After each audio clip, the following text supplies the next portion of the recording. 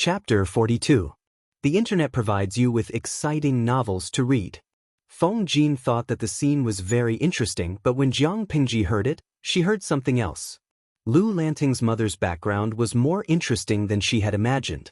Jiang Pingji was not the only one who thought that way. Many viewers on the bullet screen made wild guesses as well. De Zhuangzhu Foreign streamer, do you think your mother is a transmigrator? She knows history and knows that Master Yuan Jing will be famous in the future, so she invested in him in advance? How can adding icing on the cake be better than providing timely help? Wu Fei Wu Tian, that's a big guess, but if it were me, I would definitely date Master Yuan Jing. Dei Dengmeng, can you not be so dirty? According to the introduction, Master Yuan Jing is in his 20s, and the streamer's mother is only 6 or 7, right? Cafeteria de Fan A, haha, don't you think the combination of a cute loli and an uncle is very cute? Jiang Pingji glanced at the comments and could not help but sympathize with Lu Lanting's father. Feng Jin turned to Jiang Pingji and asked, Lanting, what do you think? I'll discuss this with my father when he comes back. I can't make the decision for now, Jiang Pingji said. Feng Jin did not force her. It was just a suggestion. It was not up to him whether she wanted to go or not. Shou Shiguan, streamer, will you go? Jiang Pingji frowned and took a sip of tea.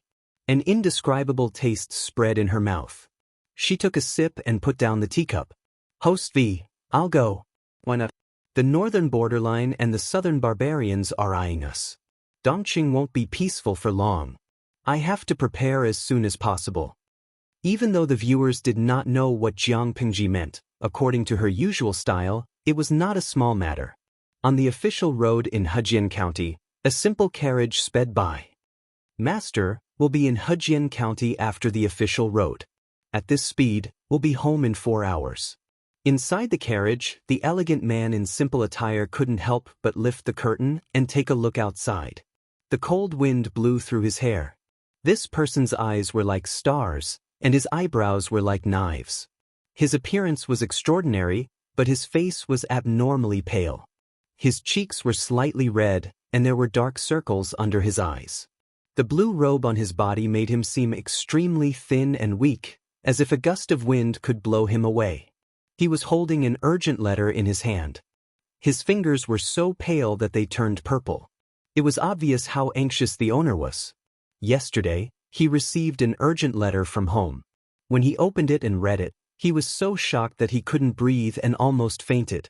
Later, when the situation had stabilized, he simply let the guards accompanying him carry most of the things on their journey slowly. He packed light and took the housekeeper along the official road, rushing all the way. He forcibly compressed the journey that should have taken 5 days into 1 day and 1 night. I don't know if Lanting is safe now. If something happens to her, how am I going to explain it to Min? Cough, cough, cough. Lu Shi put down the curtain. His face was flushed and he coughed again. The housekeeper used to be Lu Shi's servant. Later, he followed Lu Shi to become a housekeeper, so he knew Lu Shi very well. He comforted him in a low voice. Second Langjun, the heavens help a good man. You can turn misfortune into fortune when you are in danger. Lu Shi lowered his head and looked at the letter that he had crumpled into a ball in his hand. The instant he saw the news, the fear made him feel as if he was on the verge of death. He did not dare to imagine that if Lien Lanting had really lost her life, would he have followed his daughter to the afterlife? Lu Shi hurried all the way back to his home that he hadn't set foot in for a few years. Fortunately, the gatekeeper was the same old man who recognized him. Otherwise, he wouldn't even be able to enter his own house. He would have been kicked out because he was poor. As soon as Lu Shi returned, he went to the second lady's room. The strong smell of medicine in the room made him frown. He stopped the second lady from getting up and bowing. You're not feeling well. You don't have to get up. Just lie down and talk. Brother-in-law, aren't you coming back in a few days? The second lady didn't comply. Instead, she slowly got up and leaned on the table to find a comfortable position. She still called Lu Shi the way she used to call him. Is it because of Lanting? Lu Shi said, I rushed back as soon as I received the letter. Those bandits are really bold. How is Lanting now? The second madam shook her head. and a faint smile appeared on her sickly pale face. She comforted Lu Shi and said, "Brother-in-law, you're usually so rational and careful. Why are you so confused when you're with Lanting? Did you see any signs of a funeral on your way back? My daughter, Lanting, is fine. Her teacher is sick and asked for leave, but she can't delay her studies. She went to the family school this morning. There's still an hour before school ends." Lu Shi thought about it and realized that it was true. The Lu residence was a little desolate, but there were no white banners. He was too worried and didn't notice it. Otherwise, with Lanting's status, if she passed away, wouldn't the entire Lu residence be in tears?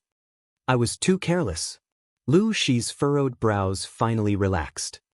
He seemed to have let go of a huge burden, and a smile finally appeared on his face. The second lady said worriedly, "But Lanting was really in danger this time. When she comes back from school, you have to teach her a lesson. A gentleman doesn't stand under a collapsing wall. Although she's smart and courageous, if she's not careful, she'll be doomed eternally. How can my sister feel at ease when she's in the afterlife?" Lu Shi hurriedly asked, and the second lady told him what Jiang Pingji had told her. The more he listened, the brighter his eyes became. "When Lanting comes back, I'll talk to her." Lu Shi's words carried an obvious smile. Even the corners of his lips, which had been pursed all year round, lifted a few degrees, making his entire face look lively. If one were to say that he was as rigid as a wax statue before, then he was now filled with life and became lively and bright. The second lady watched the changes in Lu Shi and clenched her fists under her sleeves to suppress the stinging pain in her chest. She looked at him from head to toe and smiled. "Brother-in-law, you've been traveling all the way and you're covered in dust. Are you going to see Lanting like this?" Lu Shi's most anxious thing had been put down, so he had the time to take care of himself. The second lady could not help but cover her lips with an embroidered handkerchief to tease him. "Since Lanting hasn't returned, go and freshen up. Don't embarrass yourself in front of her. Lanting has often heard of how her father was when he was young. When he went out, all the noble ladies would throw fruits at him. If he sees you like this when he comes back..." Dreams were plentiful, but reality was harsh. Lu Shi had never been able to resist his sister-in-law's sharp tongue. He could not help but smile bitterly. "You're already this sick. Why don't you take good care of yourself? How can you still have the energy to make brother-in-law happy? Take good care of yourself. I'll go back to the main residence to freshen up. I don't want Lanting to be disappointed." The second lady watched Lu Shi's back until even the corner of his clothes could not be seen. Then, she slowly loosened her clenched fists. Chapter 43. We provide you with exciting novels to read. Help me lie down. The second lady coughed with a bitter smile and slowly lay back down with the help of the maid. The maid was a little angry. "You've been managing the house and raising second Langjun for many years. Why did the master only stay for a short while after he came back? He and my sister are very close. It's not suitable for him to stay in my room for a long time. He's already being very lenient by letting me stay where I am now." The second lady smiled helplessly. She was at her wits' end back then. If it wasn't for her brother-in-law, she wouldn't have survived until today. They were sisters, but their fates were different. Even if she told herself not to be jealous and that she should be grateful, she still felt heartbroken sometimes. Moreover, she had treated Lanting as her own daughter, but this was the end result. The maid was confused. She had just bought into the manor a few years ago, so she didn't know much about the grudges of the previous generation. The inner courtyard of the west side should have received news of the master's return by now, right? The second madam's illness was rather serious. Although she had reignited her hope of survival, her weakened body still needed time to recover. The maid thought about it and said, "They should already know. Madam, do you think the master will go to Aunt Di's room tonight?" It would be a slap in the face to sleep with the concubine on his first night back. Lu Shi didn't seem like someone who would do such an unreliable thing, but who knew if he would lose control of himself? Moreover, the second lady was seriously ill and couldn't even sleep with him. The second lady didn't think about the maid's worries. She just didn't like the maid's overstepping her authority. The second lady glared at the maid. I've let you do whatever you want. You even dare to comment on the master." Seeing the maid kneeling down in fear, the second madam couldn't swallow the anger in her heart, nor could she spit it out. She waved her hand and rubbed her eyebrows. She lay on her side and closed her eyes. "Get up. Go kneel outside and think about what you said. The master isn't as merciful as me. If he finds out that you've done something wrong, he'll be sold out of the manor." She returned to the main courtyard to wash up and change into clean clothes. He drank some medicine to dispel the cold and reduce the fever. Only then did his feet feel like they were on solid ground. He had been sitting restlessly in the main hall for a long time. He hadn't read a single word of the bamboo slip in his hand. As the sky darkened, he looked at the door more and more frequently. Where was his usual calm and composed demeanor? Only when he was young and frivolous would he be so agitated. After a long time, so long that she wondered if his daughter had been infected by her mother's bad habits and could not remember the way back. When he looked at the door for the 33rd time, someone finally reported, "Master, second Langjun is waiting outside. Quickly call Lanting in." Shi's breath stagnated. He looked at the bamboo slip in his hand and felt a little uncomfortable. He put it aside and hid it. He was afraid that his daughter would misunderstand and think that he was going to test her when he just came back. That was what Jiang Pingji saw as soon as she entered the room. A strange man was sitting upright at the head of the table. He was wearing a white robe with dark cloud patterns on his sleeves. A loose black cloak was draped over his shoulders. His fair and slender hands were exposed outside the sleeves, and they hung naturally on his knees. His eyes lit up when he saw her come in. His long hair was still damp, and his clothes were very clean, which meant that he had washed up not long after he came back. When he saw her, the muscles on his face were a little unnatural. His hands subconsciously moved, showing that he was nervous and uneasy. Jiang Pingji approached and bowed to him. She looked at Shi from head to toe. Although the clothes on her father were not shabby, there were obvious wear marks on the collar and cuffs. Some parts even had hair on them. The material seemed to have become fashionable a few years ago, and the size did not fit his current body shape. According to her understanding of the family's finances, it was obviously impossible for someone at the top of the pyramid to wear such clothes. The most likely reason was that the clothes had a special meaning to him. Even though it was so old, he still refused to throw it away.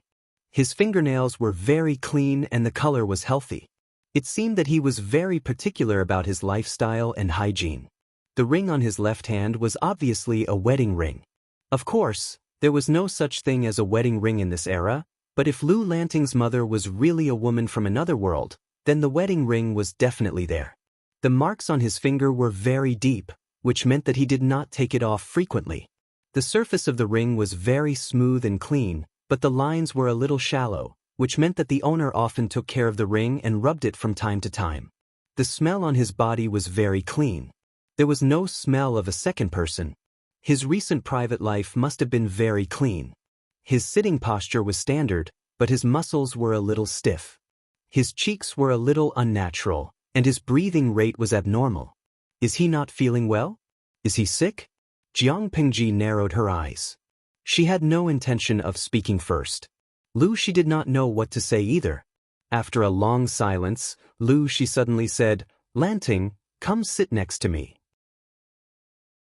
I didn't expect you to be so big after not seeing me for so many years." He was deliberately trying to find a topic. His voice was too stiff. Jiang Pingji secretly raised her eyebrows. This cheap father of hers was really nervous. She didn't pay attention to the live-streaming comments. She stood up, walked 3 steps away from Shi, and sat down again. Shi looked like he wanted to say something, but he did not know where to start. Jiang Pingji could not continue to ignore him. Father has just returned from his post and is tired from the long journey. He is showing signs of fever. Have you asked the doctor to take a look? Shi nodded.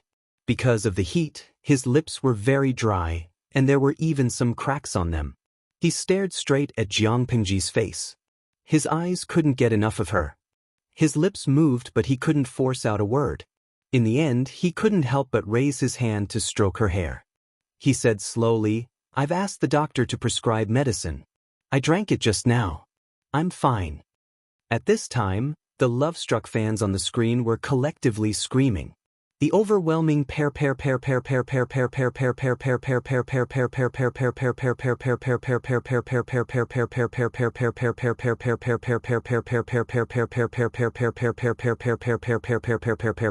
Zhuangzhu Furen. Oh, host, do you still need a stepmother?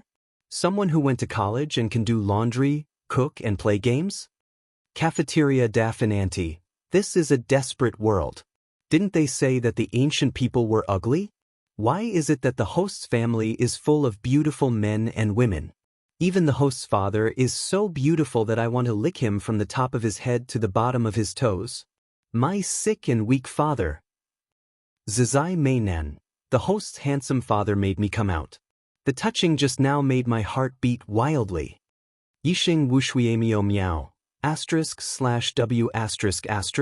Host, does your father have mermaid lines and an 8-pack? Jiang Pengji glanced at it and her mouth suddenly froze. No matter what era it was, appearance was important. Host V, it's a pity. From what I see, he's so skinny under his clothes. Chapter 44. Lu Shi was indeed very thin. He wasn't short, and he didn't have much meat on his body. Even though Lu Shi was wearing loose clothes, Jiang Pengji was very good at judging a person's gender, height, weight and measurements based on the size of his feet, the depth of his footprints, the frequency of his breathing and the facial features. She could roughly determine a person's gender, height, weight and measurements, let alone someone like Lu Shi. Jiang Pengji said discontentedly, "Father is much thinner than before. When we return home this time, we have to take good care of the flesh." Lu Shi's eyes were filled with surprise. He was so excited that he couldn't even speak properly. His hands were trembling on his knees, as if he didn't know where to put them. Lanting, do you still have your childhood memories? Do you remember how I used to look like? After the death of Lu Lanting's twin brother, her birth mother also died of a serious illness. Lu Shi, who was deeply affected, had to leave Hejian County for some reason. His new post was far from here and it was very dangerous. Out of consideration, he did not bring Lu Lanting with him. He had only returned home twice in the past few years. To be precise, this father and son had not seen each other for many years. Jiang Pengji shook her head and said, "The clothes you're wearing are old, but they're too big to fit you now. Aren't you losing weight?" So that's how it is. The excitement on Lu Shi's face subsided, but when he thought about how his daughter had been so observant, it was obvious that she had taken a liking to him. He felt much better when he thought about it and said gently, "Your mother doesn't like needlework. She's been married to me for many years, but she's only done a few sets." As expected, it seemed that this cheap father had deep feelings for the cheap mother that he had never met before. However, when she thought of the situation in the inner courtyard, she kicked this thought out of her mind. Men from the ancient times had different values from her own. "Father, will you be staying at home for a long time this time?" Jiang Pengji could tell that Lu Shi's physical condition was not very good. Aside from the depression in his heart, most of it was due to overwork. Based on the trend, it was not impossible for him to die from overwork. Therefore, she preferred to strike a balance between work and rest. Even though Jiang Pengji could not treat Lu Lanting as her father, she was still borrowing Lu Lanting's body. Jiang Pengji could at least show some concern for Lu Lanting, but it was up to Lu Lanting if he wanted to listen to her. In Lu Shi's ears, his heart softened as if he was a careful daughter who couldn't bear to see him leave. "This time, I have some matters to deal with. I should be staying here for about 3 months. After I'm done with everything, I'll go to Shangjing.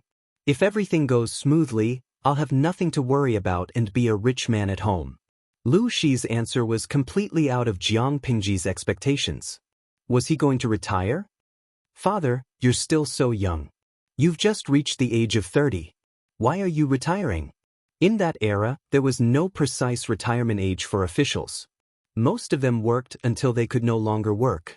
Lu Shi was still young, only in his early 30s. His career was on the rise, and there was still room for him to show off. Lu Shi thought for a moment, then touched his head. The official family doesn't care about the dissuasion of the scholars and Confucian scholars, and doesn't listen to the advice of the hundreds of officials. They insist on negotiating with the 3 tribes of the northern borderline. If this continues, I'm afraid there will be a great disaster. It's better to escape as soon as possible while it's still early. My wish in life is to live a carefree life and protect you as you grow up. However, the current situation is unforgiving. In comparison, the internal strife and intrigue in the officialdom is really boring. Lanting is almost an adult, and I want to spend more time with you. He smiled bitterly. How could his daughter understand such things? Father, are you worried that after the negotiation, the emperor will be afraid of the Count of Zhenbei and will cut off his own arms? Jiang Pingji's words shocked Lu Shi. He did not expect his daughter to be so knowledgeable. On second thought, although his daughter was a girl, she had been raised as a man since she was young. She was also his and Ah Min's daughter, so she was not stupid. What's more, his daughter had an extraordinary background. Indeed, the 3 tribes of the northern borderline are ambitious and have coveted Dongqing for many years. The emperor has been neglecting the court affairs and is no longer as wise and decisive as he was when he was young. Refusing to negotiate, the emperor still has to rely on the Count of Zhenbei. However, the emperor has long been dissatisfied with the Count of Zhenbei and always wants to take over the military power. If the negotiation is successful, it will be time to kill the donkey after it's no longer useful. Lu Shi shook his head. It was not that there were no people who could see the hidden dangers, but the emperor was biased and stubborn. Even a few bulls could not pull him back. Speaking of this, Lu Shi sneered and said sarcastically, "They are not upright. No wonder they are afraid of the Count of Zhenbei." The royal family of Dongqing was originally a fugitive slave. Later, they worked as a groom for a famous general of the previous dynasty. By chance, they were favored and slowly rose to power. However, a dog cannot change its spots. Their ancestor became a rebel for a temporary benefit. His descendants thought that all the generals were rebels. The corner of Jiang Pingji's mouth twitched secretly. She thought that as an outsider, she had no fear of the imperial power. She had blurted out what she wanted. She did not expect her father to be even more ruthless. He had directly scolded the ancestors of the Dongqing royal family. In ancient times, bloodline and background were the most important. Scolding them was more insulting than anything else.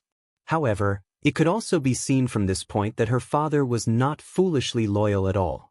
He was quite rebellious in nature. Jiang Pingji asked, "If the Count of Zhenbei falls, will there be other soldiers in Dongqing who can resist the ambitious 3 tribes of the northern borderline? If there is, why would the emperor rely on the Count of Zhenbei to guard the border of the northern borderline for so many years? They would have separated and restrained each other long ago." Lu Shi sneered. He did not let go of the Count of Zhenbei, but at the same time, he was thinking about taking back the military power. He was not afraid of being divided. If that's the case, once the Count of Zhenbei falls, the emperor will be bewitched and promote a few generals who only have the ability to talk on paper to replace the Count of Zhenbei and guard everywhere. When the time comes, the southern barbarians and the northern borderline will join forces. I'm afraid they will have the momentum to destroy everything. Dongqing, war was Jiang Pingji's old profession. Although the situation and the tools of war in the 2 eras were different, which led to the final method of war, the essence of war remained the same. Even if the environment had changed, her sense of smell was still as sharp as ever. Dongqing had no other capable generals except for the Count of Zhenbei. It showed how much the military officials were suppressed. If it's chaotic, then so be it. As the saying goes, heroes emerge in troubled times. If things are really as Lanting said, Dongqing's destiny is near. Unexpectedly, Lu Shi, who was usually elegant, sneered and said such rebellious words. Jiang Pingji said slowly, "I think that a centipede is dead but not dead. Maybe it can be saved." It was a country in ancient times. Information, communication, and transportation were too backward. It was not as easy to destroy a country as it was in her era. In her era, if one wanted to destroy a country in the morning, it would never be delayed until the evening. Lu Shi put on a gentle and doting smile and added, A fool who doesn't know he's courting death is incurable. Jiang Pingji was speechless. Cultivation, I can suddenly read the expression on the host's face. It's definitely AB asterisk starred. Chapter 45. Putting aside her prejudices, Jiang Pingji realized that she seemed to have picked up a rather different kind of father. Your handwriting is much better than your mother's. It should be more like mine. As the head of a feudal family, no matter how different Lu Shi was, teaching, testing, and checking on his work were all part of the process of fostering the bond between father and son. He glanced at Jiang Pingji's handwriting and his facial muscles twitched. He reluctantly praised, "It's pretty good." Jiang Pingji was speechless. It was clearly written, yet he was praising her for drawing well. To put it bluntly, he was indirectly criticizing her for not writing well. Jiang Pingji wanted to find an excuse to avoid it, but her eyes lit up when she saw Lu Shi grind the brush and write. Even if she couldn't tell what it was, she thought it looked good. Jiang Pingji's eyes lit up when she saw Lu Shi's writing. As a matter of fact, Lu Shi's handwriting was also famous in Hejian County. It was clear and smooth, full of meaning. The characters were strong, and the meaning of each word was in harmony with the spirit. Now that he had been an official for many years, his state of mind was not as rash as it was when he was young. His handwriting was more gentle and elegant. Looking at calligraphy is like looking at a person. A good handwriting is far more attractive than a beautiful essay. Lu Shi put down his brush and wrote the words Lu Shi on the bamboo paper. Comparing it with Jiang Pingji's own handwriting, it was obvious who was better. Jiang Pingji carefully observed the difference between the two. All kinds of information emerged in her mind. She was also analyzing Lu Shi's posture and strength. But before she could finish her analysis, Lu Shi, who seemed to be a very serious feudal patriarch, added, "After all, when sending a letter to a lady, they usually look at the words first before reading the sentimental content." Jiang Pingji coughed. Lu Shi smiled and squinted his eyes. He was satisfied with his son's reaction. What's there to be surprised about? Back then, Min always mocked me for my bad handwriting, saying that it was like a dog crawling on the ground. No matter how good the content was, the impression would be reduced. If we didn't know each other, she wouldn't even want to see it. De Zhuangzhu Furen, the host's mother, taught her well.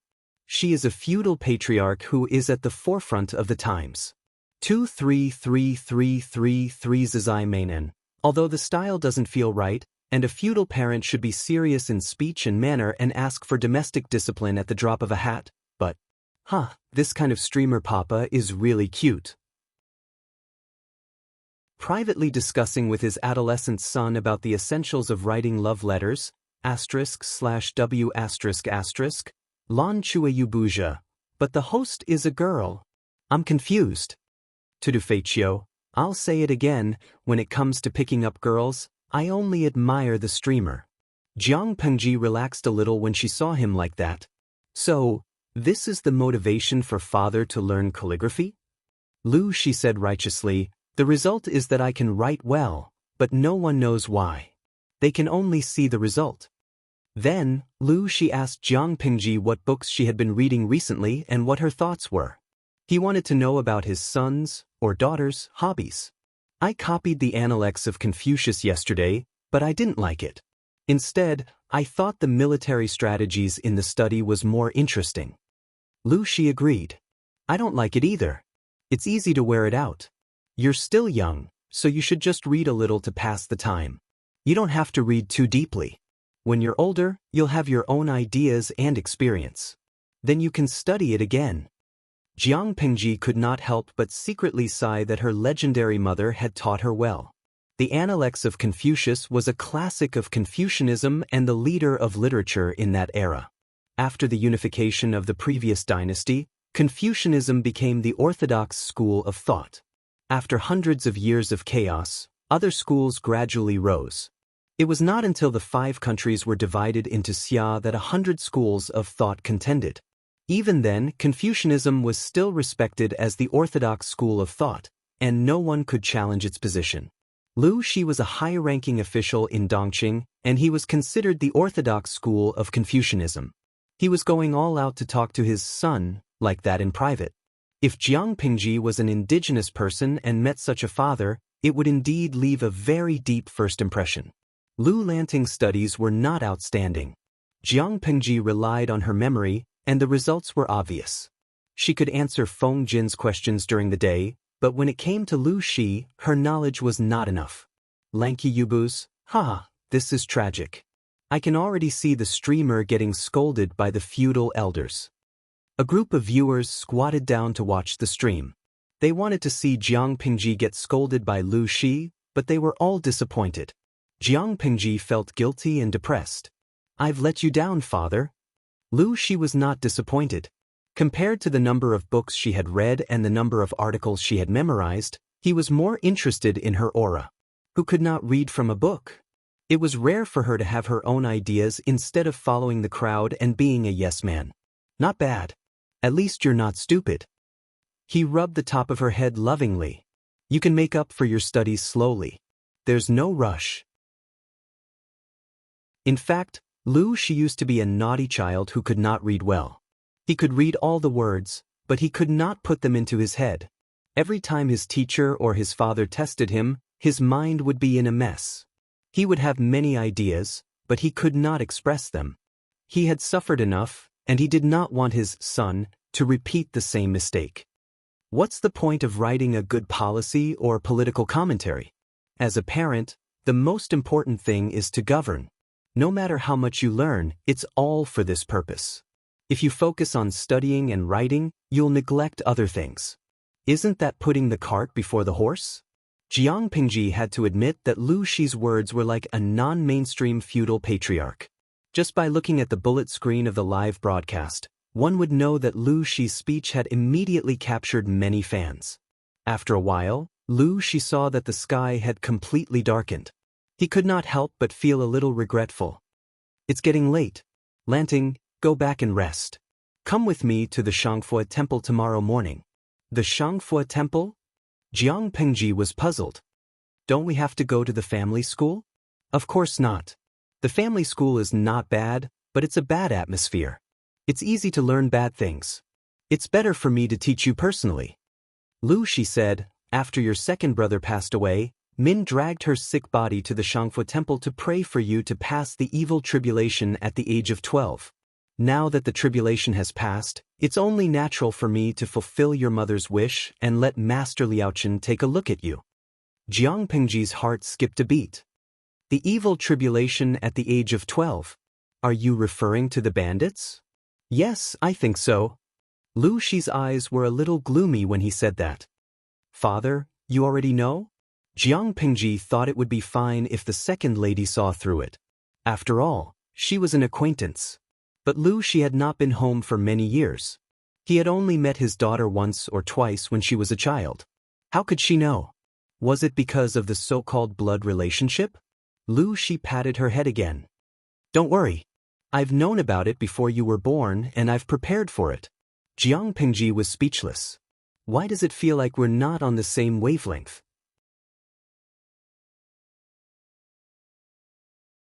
Chapter 46. Xianxia Temple was located on a high mountain in Hejian County. From the foot of the mountain to the temple, there were a total of 999 steps made of green bricks. They curved all the way to the top of the mountain. Along the way, there were pilgrims in twos and threes. They carried bamboo baskets with incense, candles, and other items in them. Jiang Pingji didn't believe in Buddha, but she had to admit that the scenery from the foot of the mountain to the top of the mountain was full of Zen. The stream was murmuring, and ancient trees were towering. She could vaguely hear the melodious sound of bells and the peaceful chanting of Buddhist scriptures in the distance. The sky turned from dark to bright. The mountains in the distance were shrouded in the red glow of the morning sun. Accompanied by the calming sound of Buddha, they welcomed the arrival of a new day. Even Jiang Pingji, who disdained Buddha, felt a lot more open-minded at that moment. The sound of wooden clogs landing on the stone floor rang out, one step after another, each step carrying a leisurely charm. Lu Shi wore a brand new dark green robe. The size was much better than the clothes he wore the day before. It also showed how thin he was. His black hair was meticulously arranged, and his face was trimmed clean. He looked refreshed, and his fingernails and toenails were meticulously trimmed. There was even a hint of sandalwood fragrance on his body. His face was solemn, which showed how much he valued this vow. Jiang Pingji held a food box in her hand. It contained incense, candles, lamp oil, gold paper, and fruits for the ceremony. Of course, she secretly weighed the box. The weight did not match the real thing. There might be real money in it. Love, go, little saint Netku. When your two elder brothers passed away due to illness, Min had worshipped her way up to the Buddhist temple step by step, begging Buddha for mercy. Although he maintained a leisurely pace and breathing rate, Lu Shi's body was not strong. He had only climbed a third of the way, and his forehead was already sweating. He had taken medicine the day before. Although his fever had subsided in the middle of the night, his body was still weak. Even his lips were pale. Didn't father say that mother's health is not good? Why did she do it? What's the use of praying to Buddha instead of seeking medical help when she's sick? Jiang Pingji didn't understand. According to her guess, her mother didn't seem like a person who believed in gods or Buddha. That's right. Getting sick is the job of the doctors. What's the use of praying to the gods and Buddha? If all the gods and Buddhas were useful, how could your two brothers have died? Min also scoffs at gods and Buddhas, but sometimes when there is no other way out, not to mention gods and Buddhas, even a swindler can be a straw to save the people. Hope is firmly grasped in our hands. Lu Shi sighed as he walked, as if he was recalling something. In the end, he couldn't save the child's life. The continuous blows had taken half his wife's life. Didn't that mean he was also taking his life? Since he couldn't persuade her, what else could he do besides accompanying her and fooling around? He hated himself for not being a doctor, for not being able to cure the illness and save the life. Fortunately, you are still alive. Today, I have come to fulfill my wish. I hope that your mother and brother can see you and protect your future happiness. Jiang Pingji held the food box in silence. She was not Lu Lanting. Father, you know very well that I'm not. Oh, you are the daughter that Min wants. Don't let your imagination run wild. Lu Shi seemed to have a habit of patting her head. Since he had taken 2 more steps, it was not difficult for him to do so. She will only be completely at ease in the other world if you live a good life. Jiang Pingji didn't understand. She looked at Lu Shi's slightly thin back, feeling that there was another layer of meaning in his words. Lu Shi took Jiang Pingji and the old housekeeper to Xianxia Temple before the sun rose. The long climb up the mountain made their legs ache. Finally, they reached the top of the mountain when the sun was high up in the sky. They saw the temple hidden in the lush forest. The temple was surrounded by lush green books. Layers of fresh flowers and plants clustered around the fading walls of the courtyard. The greenish-gray roof of the temple showed a youthful charm under the sunlight. The ancient trees were bathed in the morning light. They could hear the deep ringing of bells and the chirping of birds.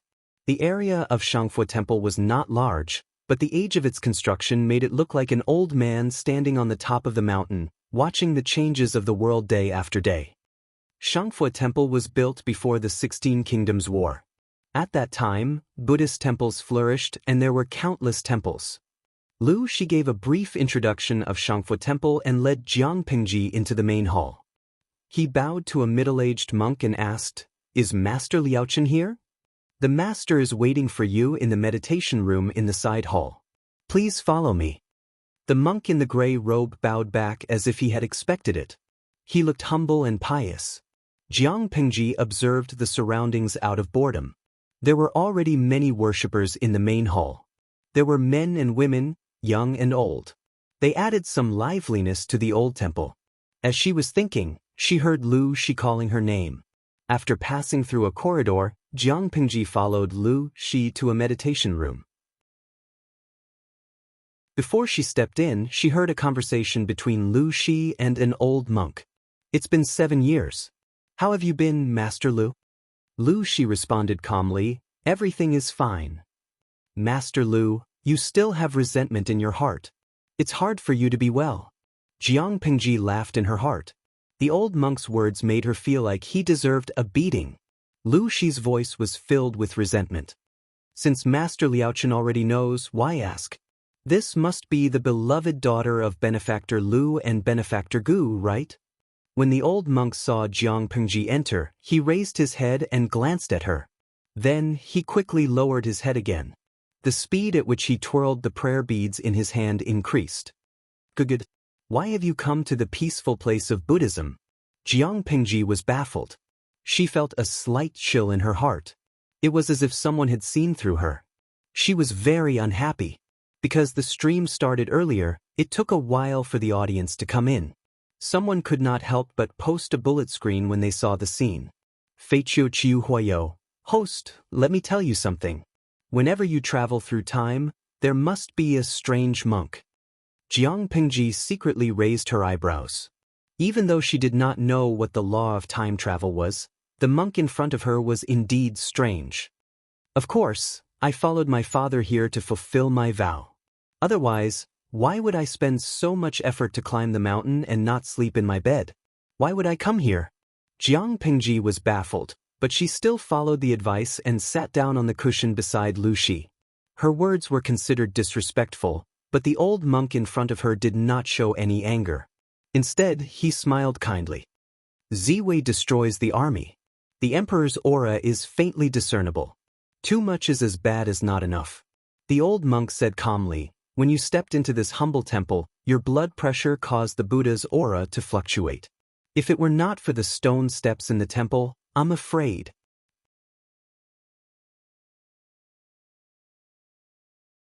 Chapter 47. What the hell? Jiang Pengji's face was full of questions. Were people from ancient times so unreasonable? They said specious things the moment they met? Of course, the originally quiet live broadcast room had exploded. Many of the viewers who were watching the live broadcast expressed that the message contained a lot of information. Jingming, my male god? No. Was the old monk hinting that the streamer has the luck of an emperor? Shui by Xen Fiang. The way I opened the streaming room today is not right. Isn't this a streaming room for palace intrigue? Yuda Yida. Oh my, the ending of palace intrigue is the death of the emperor and becoming the emperor himself? The emperor's version of empresses in the palace? Nongfu Shangquan Yudiangshuan, bullshit. If the streamer goes to palace intrigue, is that still palace intrigue? It's a palace intrigue version of gluttonous snakes. Jiang Pengji's eyes twitched. What the hell was the emperor's version of empresses in the palace? She knew about gluttonous snakes, but what did palace intrigue mean? At that moment, a little angel who was watching the streaming live demonstrated what palace intrigue version of gluttonous snakes was. Ku Lele Yao. Congratulations to the streamer for eating Beauty XX, level up +1. Congratulations to the streamer for eating Beauty XX, level up +2. Congratulations to the streamer for eating Concubines XX, level up +3. Congratulations to the streamer for eating Concubines XX, Royal Concubines XX, Empresses XX, level up plus. Jiang Pengji. Lu Shi did not know that Jiang Pengji was distracted. His handsome face was full of anger. Master Liaochen, did you say? The old monk Liaochen made a Buddhist greeting and chanted, that was then and this is now. The young lady is not an ordinary person, saying it will be beneficial for her to prevent her from going astray in the future. Love go, Smaltz. Netcamaster Lu cares about your beloved daughter and can't bear for her life to be full of misfortune. Just let nature take its course. Jiang Pengji stopped making question marks. She did not care about etiquette and interrupted the guessing game between the two. I wonder if Father and Master Liaochen can answer my question. What is the Emperor's aura? What does it mean? Lu Shi nodded expressionlessly. The monk Liaochen smiled kindly and exposed Jiang Pengji's facade. Young benefactor has a lofty character, an explosive temperament, and a lofty aspiration. How could you be willing to submit to others? Under Lu Shi's stare, the old monk leisurely twirled his Buddhist beads and said unhurriedly, Young almsgiver, do you agree? Jiang Pengji was speechless. How was he an otherworldly monk? Which of the other monks didn't persuade people to lay down their butcher's knife and become a Buddha? He seemed to be encouraging her to raise her butcher knife boldly. If Lu Shi was the leader of a feudalistic family, then this monk was the non-mainstream of Buddhism. People from ancient times were really hard to communicate with. Jiang Pengji was about to answer, but the old monk suddenly said to Lu Shi, "I have something to say to you. I'm afraid it's not suitable for you to hear. The reincarnation tablets of your wife and 2 young masters are enshrined in the side hall." Lu Shi hesitated for a while, but in the end he got up with a cold face. Before he left, he patted Jiang Pingji's head as if to comfort her. After making sure that Lu Shi was far away and that there was no one else around, Jiang Pingji finally frowned impatiently. The smile on the old monk's face became much gentler. "About 29 years ago, I met your mother. She was only this young." Jiang Pingji was even more curious about her mother. She could not help but ask, "You met her?" She wanted to erect a reincarnation tablet for a little girl. The girl's name was Gu Min. Jiang Pingji almost crushed the cup of tea that the old monk had brewed for her because Lu Lanting's mother's name was Gu Min. "Master, are you seeing things? Did you remember the wrong name? Who would erect a reincarnation tablet for themselves at such a young age?" Jiang Pingji said calmly while secretly observing the old monk's expression. She did not want to miss out on any trace of abnormality. That benefactor was not an ordinary person. Her soul showed signs of leaving her body, and her body was filled with yin energy. The old monk seemed to be talking about daily life, as if he was reminiscing about the past. Moreover, that girl died in early June. She looked like she was dead, but she was still alive at that time. Jiang Pingji felt that the meditation room was indescribably gloomy. The old monk had seen through her. The old monk rambled on. "She heard about my humble reputation, so she knelt down and kowtowed to me, hoping to find a chance of survival.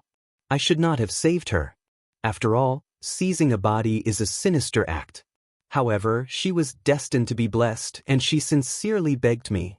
Jiang Pingji narrowed her eyes and said with certainty, "They say that monks do not lie. Why did you lie to me?" The old monk's expression froze. He looked at Jiang Pingji for a long time and suddenly heaved a sigh of relief. "Young benefactor, you are making things difficult for me. Tiske, I just don't believe that there is such a good thing. How can a person's life be extended so easily? If that was the case, those emperors who were afraid of death would have ascended a long time ago. I believe that you took advantage of the situation to do her a favor." Jiang Pingji grinned, revealing a row of white teeth. "Maybe that girl didn't deserve to die. She just died for some reason. It was fate that my mother ended up in her body. Why don't you just push the boat with the current and do her a favor by expelling the yin energy from her body?" She thought that the old monk would fly into a rage, but he shamelessly nodded and admitted to it. "Young benefactor, you are indeed smart. Everything has its cause and effect. Fate has its own destiny. The girl should have died, and your mother should have appeared. Just like you, young benefactor, she should have become Lu Lanting." After the old monk finished speaking, he twirled his Buddhist beads and kept on muttering. At that moment, the system, which had been silent for a long time, secretly said, "I feel like this old monk is spouting a bunch of nonsense." Jiang Pingji said meaningfully, "Maybe it's not nonsense. He just wants to pass on some important information to me." "System, what information?" "I don't know. The brains of people in ancient times are too complicated. They are not on the same channel." "I don't understand," Jiang Pingji complained. The system said, "Then what are you trying to say?" Jiang Pingji rubbed the space between her eyebrows and asked a straightforward question. "I don't want to know about the past. I just want to know how you and my cheap mother worked together to deceive my cheap father and my cheap stepmother. They knew that their bodies were the same, but their souls were different. Based on their current thinking, wouldn't they treat me like a demon, cut me into pieces, and burn me? Did they think she was stupid? Did the second lady and her father think that she did not know about this secret?" Jiang Pingji said bluntly, "I inherited a dead body. When I woke up, Lu Lanting was already gone." Both the second lady and her father knew that Jiang Pingji was not Lu Lanting, but they still treated her as their daughter. This development infuriated her. At first, she thought that the two were lying to themselves, But when she saw the old monk, she suddenly understood. This was the root of the problem. This is not a lie. Young benefactor, you are indeed Lu Lanting. You should be Lu Lanting. A monk does not lie. Jiang Pingji bluntly exposed him. You lied to me just now. Master Liaochen was speechless.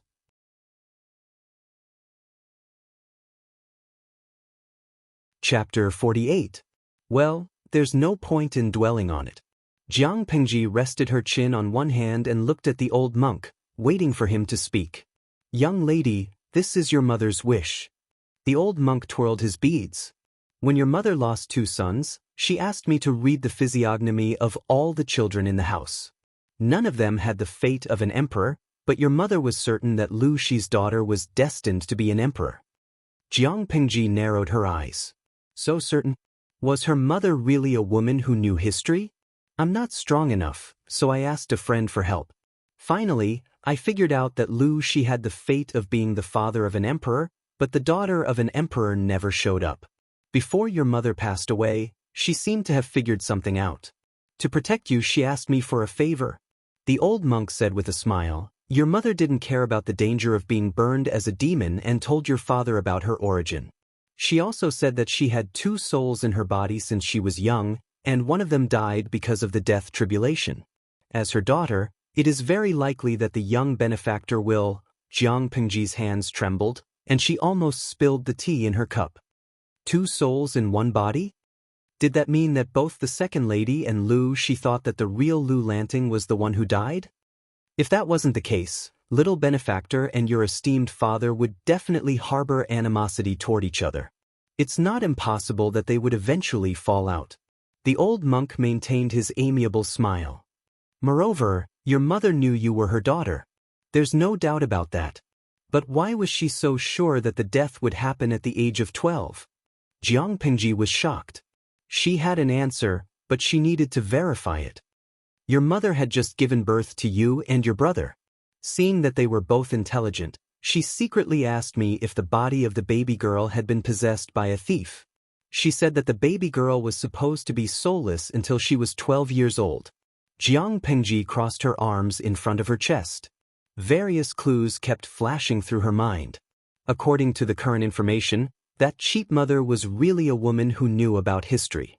Or, in other words, in history, this empress was quite famous. Moreover, in the history books, there were comments such as, she was as stupid as a tree when she was young and didn't understand human nature. Perhaps there were records of the empress and her biological father not getting along, or even falling out with each other. However, the problem of space-time had always been complicated. That cheap mother had memories of the future, and every move she made affected the so-called history. According to the old monk, although the mother knew about history, she was bound by it and did not live as she wished. How can something like fate be determined? If I really want to fight for supremacy in the future, it will be because I want to do so, not because fate dictates that I must do so. The so-called future is just one of thousands of possibilities, not the only one.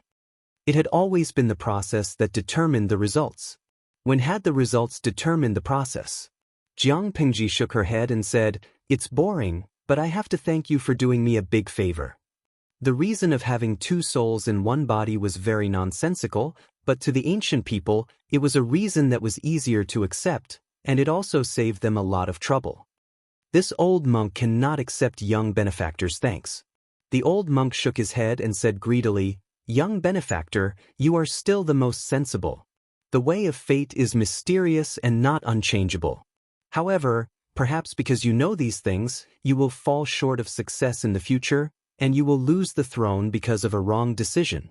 Jiang Pingji snorted and said arrogantly, if I want it in the future, then it can only belong to me. I will kill whoever tries to snatch it. Because of Jiang Pingji's declaration full of chunibyu, the live stream screen kept receiving gifts and flowers. Nongfu Shanquan Yudiangshuan, haha, I like the way the host gives up treatment in the late stage of chunibyu.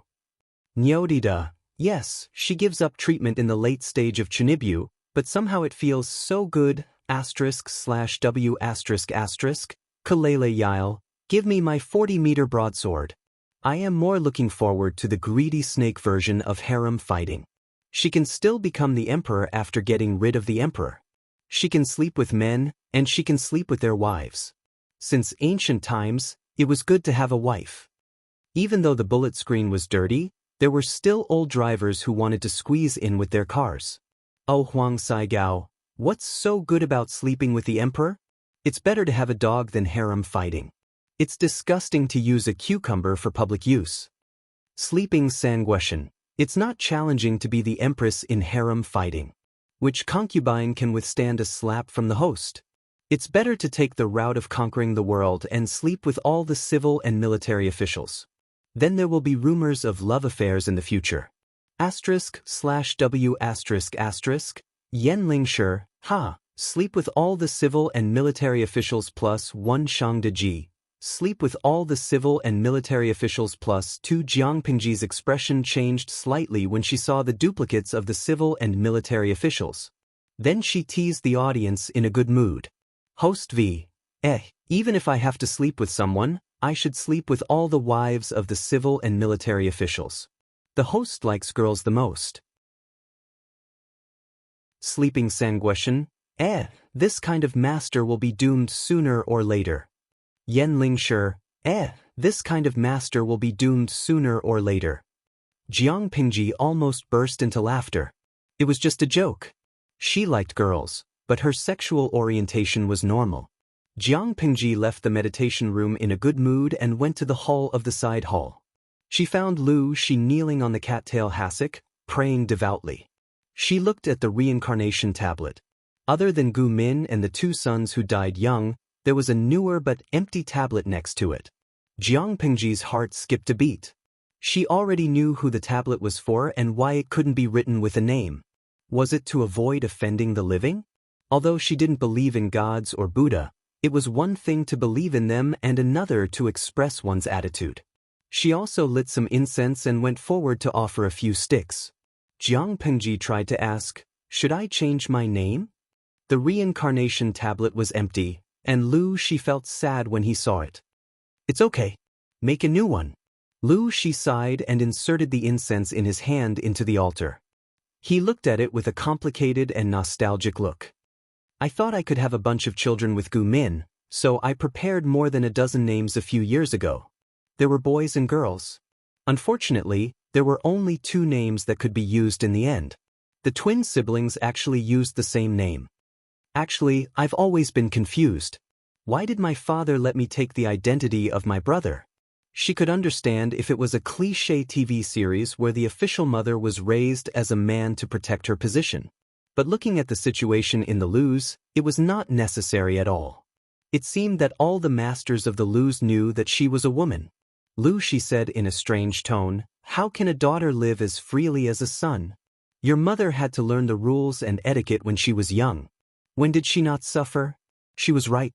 You can live freely and happily for your brother. That's more important than anything else." If Lu Shi was not the second son, who survived, how could he have lived to this age? Lu Shi sighed in his heart. A hint of gloominess flashed through his heart. As for the children, when she grew up, she would have a way to hide it from everyone. She didn't need to worry about the future of the family. Even if she lived a carefree life, the family property that she and Gu Min had saved in the first half of their lives was enough for her to spend. He was indeed a husband who had been taught by his mother for decades. His thinking was avant-garde and he was very receptive.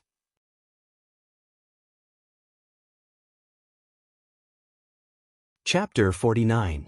We provide you with wonderful novels to read. But what about Wei Jingxian's engagement? Lu Shi could tell what she wanted to ask. He raised his eyebrows with a hint of displeasure. The marriage was first proposed by the Wei's wife. She agreed to it because of the good relationship between the 2 families. Then your brother died. Min wanted to break off the engagement and get back the token, but the Wei's wife didn't agree. She only said that the child would grow up. Jiang Pingji was speechless. Why didn't she agree? Isn't it bad for your reputation if the engagement is broken off when you grow up? Lu Shi said, isn't it bad to have a bad reputation when you're young? Jiang Pingji was speechless. She really couldn't understand the ancient people's thinking. It was completely different. I don't think so. After all, she was only 3 or 4 years old. How could she have a bad reputation at such a young age? Jiang Pingji was deeply moved by the anti-humanity of this era. The reputation of having a bad reputation was really bad for girls in ancient times. Your brother died on the second day after the two families exchanged the token. Speaking of this matter, Lu Shi actually felt resentful. He even unconsciously blamed Wei Jingxian for the death of his youngest son. However, he was rational and knew that this matter had nothing to do with the girl. He could only blame his youngest son for having such an unlucky life. They were not fated to be father and son. Jiang Pingji didn't say anything. Wei Jingxian was innocent, but the timing of the incident was too inopportune. After donating some money, the father and son finally came to an end. On their way down the mountain, She took 2 pairs of new straw sandals from the housekeeper. He put one pair at Jiang Pingji's feet and said, "Going down the mountain is different from going up the mountain. It's easy to fall if you wear wooden clogs." Jiang Pingji smiled and put on the sandals. They didn't hurt her feet. Instead, they were soft. "Father, have you ever been taken advantage of before?" It didn't seem like it was his first time. Ignoring Jiang Pingji's teasing, She said, "Your mother was stupid and almost disfigured." When they went down the mountain, the sun was already in the west. Looking at the long shadows on the ground, She suddenly sighed. "Your father is really getting old. If I was still young, I might be able to carry you down the mountain." He knew his own body well. When She was young, Gu Min had urged him to do all kinds of exercises. He always felt that those movements were rude, shameful, and stupid. But thanks to that, he had gotten rid of his days of major illnesses and minor disasters after exercising. His body and bones had become much healthier. But now, he could barely climb the mountain. He really couldn't carry his daughter, who was about to become an adult. Otherwise, both father and daughter would fall down. Jiang Pingji said, "I don't mind carrying my father down there." She smiled but didn't say anything. He touched her head again. She was raised as a son, but she was still a daughter. How could she be stronger than a man? At that moment, She subconsciously forgot that the second lady had told him that Jiang Pingji had single-handedly destroyed the entire bandit village. The journey down the mountain was very relaxing. Jiang Pingji chatted with Shi and laughed. The atmosphere was very harmonious. However, when they talked about schoolwork, she suddenly remembered Master Yuan Jing, whom Feng Jin had introduced to her. Jiang Pingji asked while secretly observing Shi's expression. "Father, I heard from a friend that Mother and Master Yuan Jing are old friends?" "From your friend? Only a few people know about this. I don't think your friend is one of those old guys." Shi's expression was calm. "Your mother supported Master Yuan Jing when she was young. When Min was alive, our families would occasionally interact." "Indeed. That friend's surname is Feng, and his name is Jin. He said that my studies are not good, and Master Wei Yuan's personality is not suitable for me. If there is a chance, I can visit Master Yuan Jing in Langyi County and see if I can become his disciple. Maybe I can be saved." Before Jiang Pingji finished her sentence, Shi, who had been listening attentively, suddenly stopped walking. His expression was slightly stiff. He turned his head and looked at her. What? Jiang Pingji didn't understand. She immediately understood that Shi was referring to that friend. Feng Jin. Feng Jin? The one whose surname is Huayu? Shi's face darkened. Nobody knew what he was thinking. "It is indeed Huayu. Father, is there something wrong with him?" Jiang Pingji's heart skipped a beat. Could it be that Feng Jin's family was Shi's political enemy? Shi didn't look like a narrow-minded person.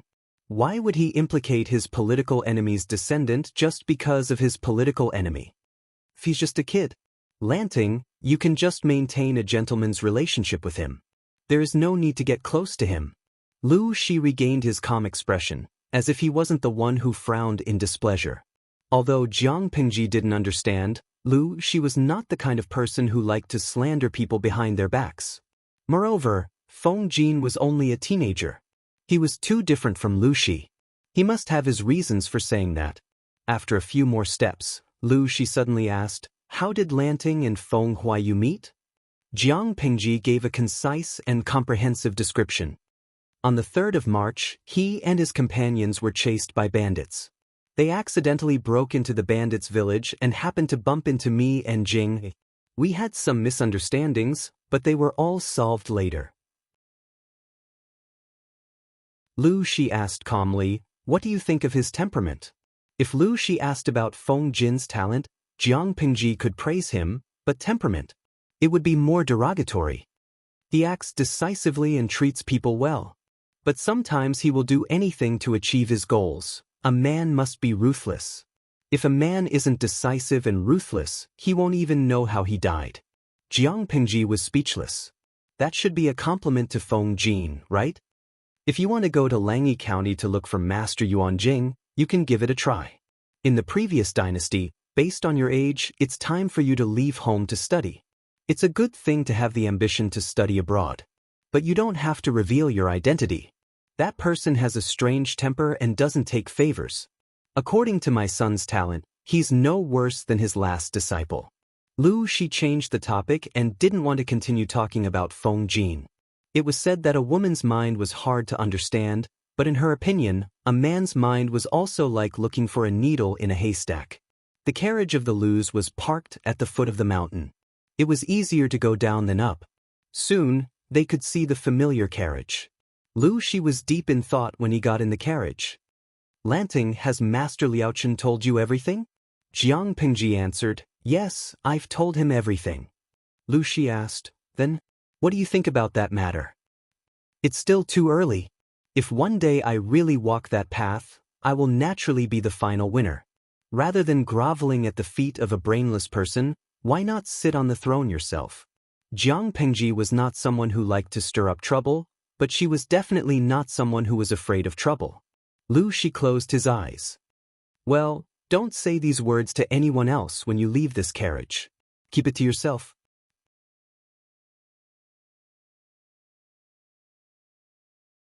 Chapter 50. That being said, who could say for sure what would happen in the future? Jiang Pingji loved to fight, but she was not a bloodthirsty person. As long as people did not come to her door and provoke her, she would not look for trouble. As for what the old monk had said about raising a flag and becoming a king, or even having an army and becoming an empress, it all depended on the situation. She did not like to stir up trouble, but she was not afraid of it either. Jiang Pingji was quite calm as she watched the orange sunset outside the carriage, but Lu Shi could not calm down. Back at the Lu residence, he asked Jiang Pingji to visit the second lady while he went straight to the main courtyard. He waved at the maids beside him and said, guard outside. No one is allowed to enter without my permission. If Lanting comes, remember to inform me. The two maids whispered, yes, sir. Lu Shi did not even look at them. Instead, he walked briskly to the room where he and Gu Min used to live. According to the rules of the time, the legal wife usually lived in the east courtyard, but he and Gu Min had always shared the same room. The furnishings in the room were the same as before his wife passed away. Lu Shi looked around and quickly walked to a corner of the room. He carefully opened the box and scratched the floor with the jade hairpin on his head a few times. Then he followed the traces and moved the brick away. The bottom was hollow, and there were a few copper boxes inlaid with gold and silver. Each box was locked, and the only key was kept by him. Opening one of the copper boxes, he cautiously and carefully took out a neatly folded silk cloth that was filled with words. Love, go, little, say, net. Lu Shi's expression was inexplicably gloomy after he read the contents of the silk cloth. He was stunned for a long time. He waited for Jiang Pingji to come and pay her respects before he reluctantly folded the silk cloth back to its original shape. He put it away and moved the box back. Lu Shi carefully smoothed out the creases in his clothes and adjusted his expression. After he was ready, he walked out of the room and went to the reception hall in the main courtyard. Lu Shi had previously told Jiang Pingji that she did not need to go to the family school anymore. Wei Gongqiao was sick, so he was temporarily the teacher. He took the bamboo slips and the book from Jiang Pingji and flipped through them. Are these what you've been reading recently? A volume of military strategies and half a volume of the Analects of Confucius. He had originally used the study, so Lu Shi was very familiar with the books in the study. Many of the bamboo slips had his annotations. As soon as he opened the bamboo slip, he saw many new comments. His daughter's favorable impression of military strategies was much higher than that of the Analects of Confucius. Most of the comments on the former were pertinent, and there were even his own thoughts and hypothetical strategies. As for the latter, actually he and Jiang Pingji were the same. They had never liked the Analects of Confucius. They would even get headaches if they read too much of it. Sages once said that the people are the most important, the country is second, and the monarch is the most important. But when you're really in an officialdom with constant strife, you'll find that these words can only deceive those who don't understand. Sages' words are just words after all. Lu Shi closed the bamboo slip and put the half-volume of the Analects of Confucius aside. He carefully read Jiang Pingji's comments on military strategies. Based on that sentence alone, Jiang Pingji was certain that Lu Shi was a weirdo in this era. He was a weirdo who could perfectly blend in with the rest of the ordinary flowers. Now that the Confucian school was popular, it was still the leader of the 100 schools of thought. Was it really appropriate for him to say that? Even in her previous life, where technology was so advanced and the land was so vast, inequality still existed. It was a common occurrence, not to mention in the ancient times, where civilization was abnormally backward. But she didn't expect that Lu Shi would say something like that to her. According to the thinking of the people in the ancient times, didn't they think that it was a normal phenomenon? Jiang Pingji couldn't reveal too much. She could only play along with his words and ask, "The monarch is the boat, and the commoner is the water. The water carries the boat, and the water capsizes the boat." From this, it can be seen that the commoner is more important than the monarch. Is it possible that the sage's words are also false? Lu Shi shook his head and corrected her. "No, I can't say that it's false. I can only say that it's too perfect." He knew that his daughter was extraordinary, but she was still a child who had not seen much of the world. Amin often said that at the age of 12, she was still a little girl who was still wet behind the ears. Some things needed to be guided correctly, not left unchecked, and let her learn by herself. 12 years old was the best age to mold people. After this period, their thinking would be fixed, and it would be difficult to change. His daughter didn't like the Analects of Confucius, which could be seen from the few comments on it. But he couldn't deny it just because he liked it. Half of the Analects of Confucius to rule the world was not a joke. He had to learn it, but he had to learn it selectively. As a monarch, learning the Analects of Confucius could help him hone his temperament. He would know how to control his subordinates, win people's hearts, and understand the public opinion. In short, there were many benefits. Lu Shi had been an official in a remote place for many years, but after so many years, his governance was very effective. The prosperity of the county was no less than that of Hejian County. From poverty to wealth and prosperity, the county under his rule had undergone earth-shattering changes.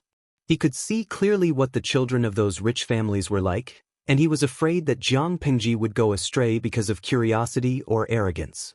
The sage's words are meant to restrain a gentleman, not a villain. You don't have to read too much about those vague words. Jiang Pingji believed that if Lu Shi's words were thrown out, he would be condemned by the old-fashioned Confucian scholars. It was simply disgraceful. Lu Shi smiled and said, "Even so, it also reveals a truth. Those who win people's hearts will win the world." The current Dongqing was not like that. The former emperor was absurd. He killed his father to ascend the throne. After he ascended the throne, he only knew how to enjoy himself. He did not cultivate his internal strength, appointed people through nepotism, and trusted villains. Not only that, he even raped his uncle and sister-in-law and forced his uncle to die. When it came to the current emperor, it was even more exciting. He killed his brother, stole his sister-in-law, forcefully snatched his minister's wife, slacked off in government affairs, and only knew how to eat, drink, and have fun all day long. He was arrogant, tyrannical, muddle-headed, and blind. He favored the villains, indulged his cronies, and persecuted good ministers and generals. The court was a mess. Officials protected each other. Corruption and corruption rotted the foundation of Dongqing. There were too many unjust, false, and wrong cases. With such an emperor, Dongqing would be finished sooner or later. As for the 3 tribes of the northern borderline and the Count of Zhenbei, they were just the straw that broke the camel's back. If there was no peace negotiation, Dongqing could still hold on for a few more years. When the princes grew up, there might be a virtuous emperor who could rise to the throne. Perhaps he could still turn the tide and save Dongqing, which was on the verge of collapse. If there was peace negotiation, it would be hard to say if they invited a wolf into the house. The world was faintly in chaos, so he believed Monk Liaochun's words. Jiang Pingji looked at Lu Shi, who was smiling. He was very serious and did not seem to be joking at all. I will remember father's words. Jiang Pingji secretly rolled her eyes. Lu Shi was egging her on and warning her at the same time. The ancient era was very different from the era she lived in. It was not only in terms of technology, but also in terms of culture and society. Lu Shi's words were still useful to her. As for other things, she still needed time and space to understand them in detail.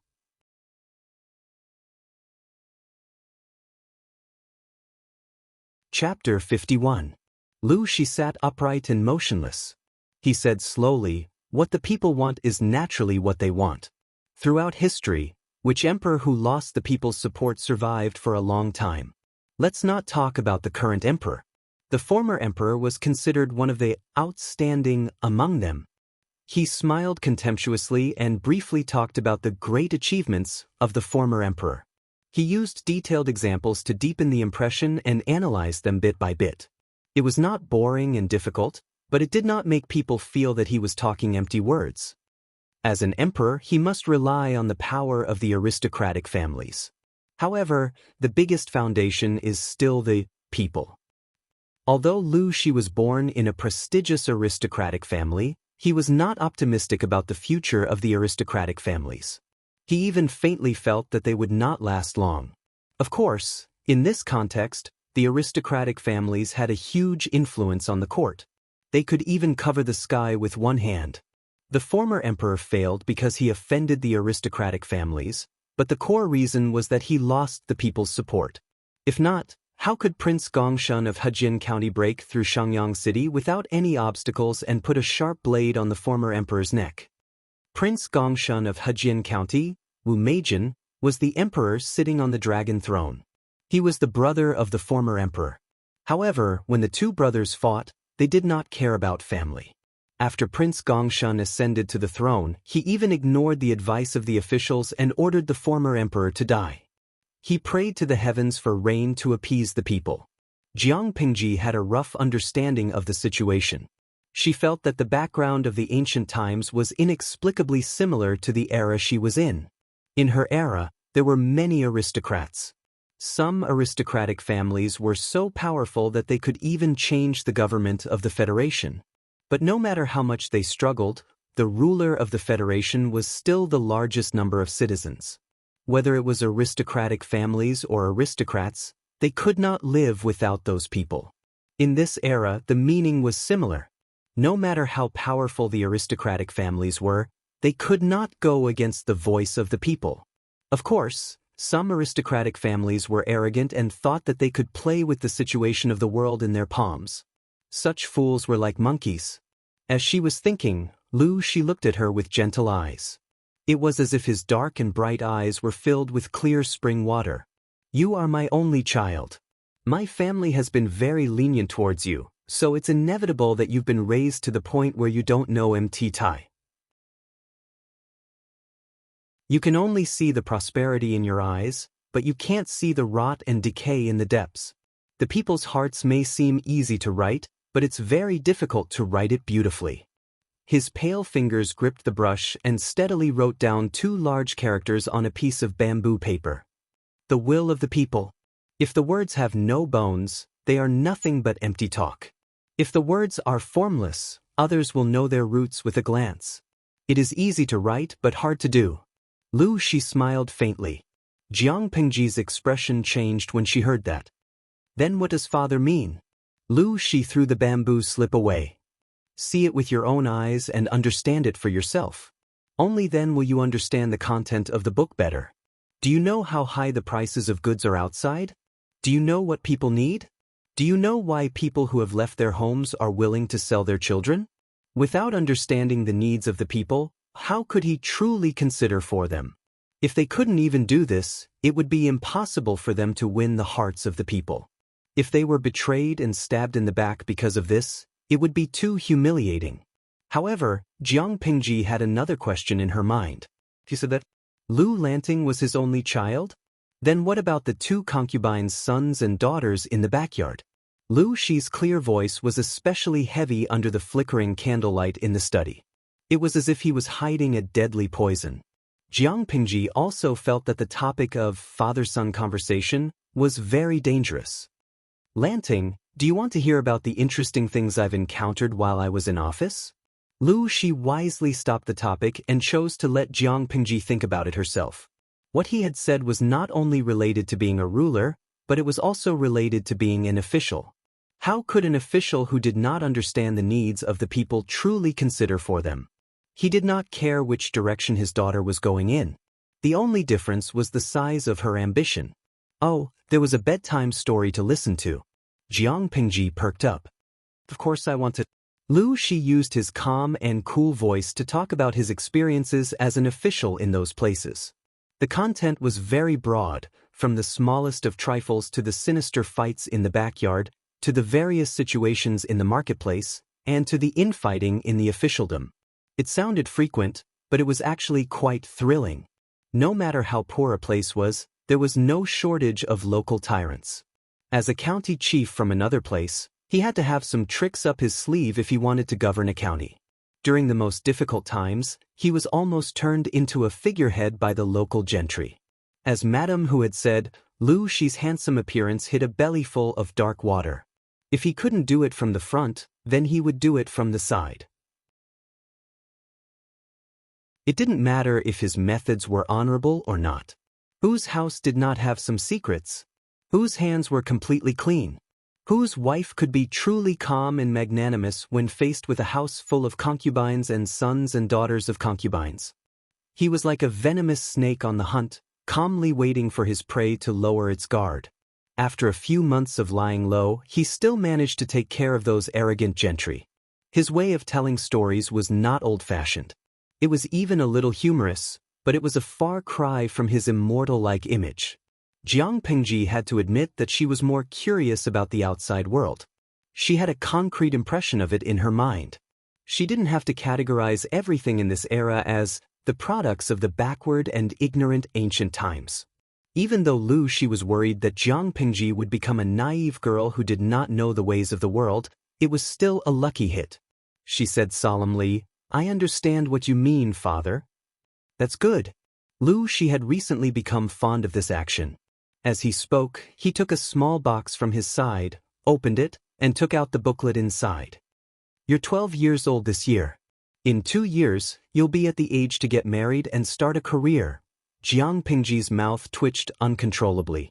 12 years old? She would be 14 in 2 years. She would be starting a family? Suddenly, she felt that those people in their 30s who were still studying hard in the higher education institutions in her previous life were like overgrown babies. What's this? She took the booklet from Lu Shi and opened it carefully. She almost couldn't understand it after looking through it. Your mother left you a list of dowries. The top one is hers, and the bottom one was added by me over the years, Lu Shi said with a smile. Lu Shi smiled. Of course, I have other plans for your marriage. This list can't be considered a dowry. He had never planned to marry his daughter off. If that was the case, he would not have needed to hide the death of his second son many years ago. Jiang Pingji did not know much about the price of goods in that era, but she felt that there were a lot of things on the booklet. She looked at the end of the booklet and saw the land, rice, and horse businesses. Her eyebrows twitched.